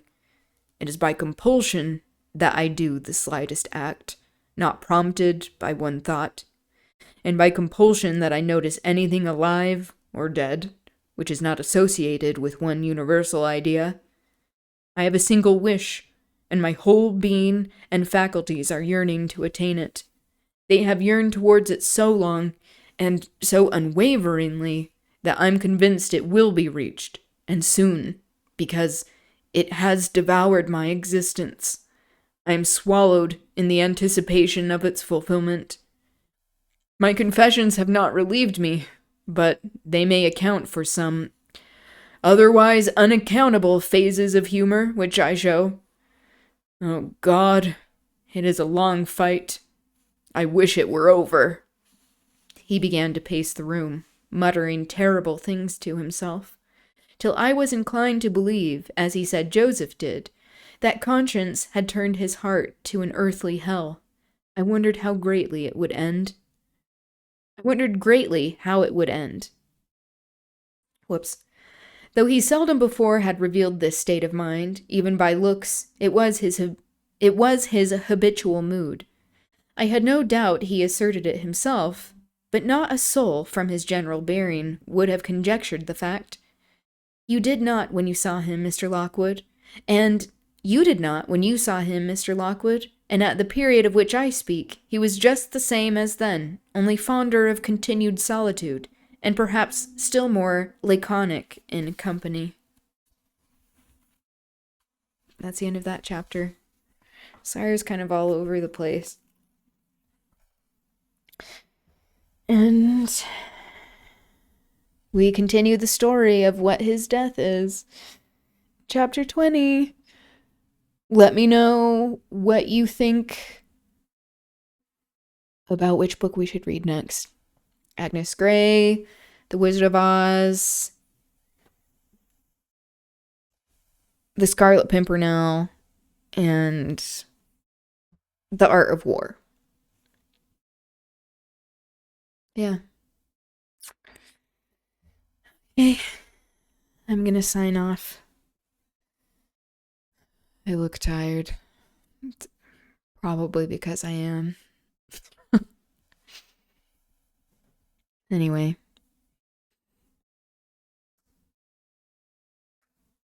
Thanks for being here. It was great chatting with you. I hope you have a good rest of your day, evening, wherever you are. And I will see you soon.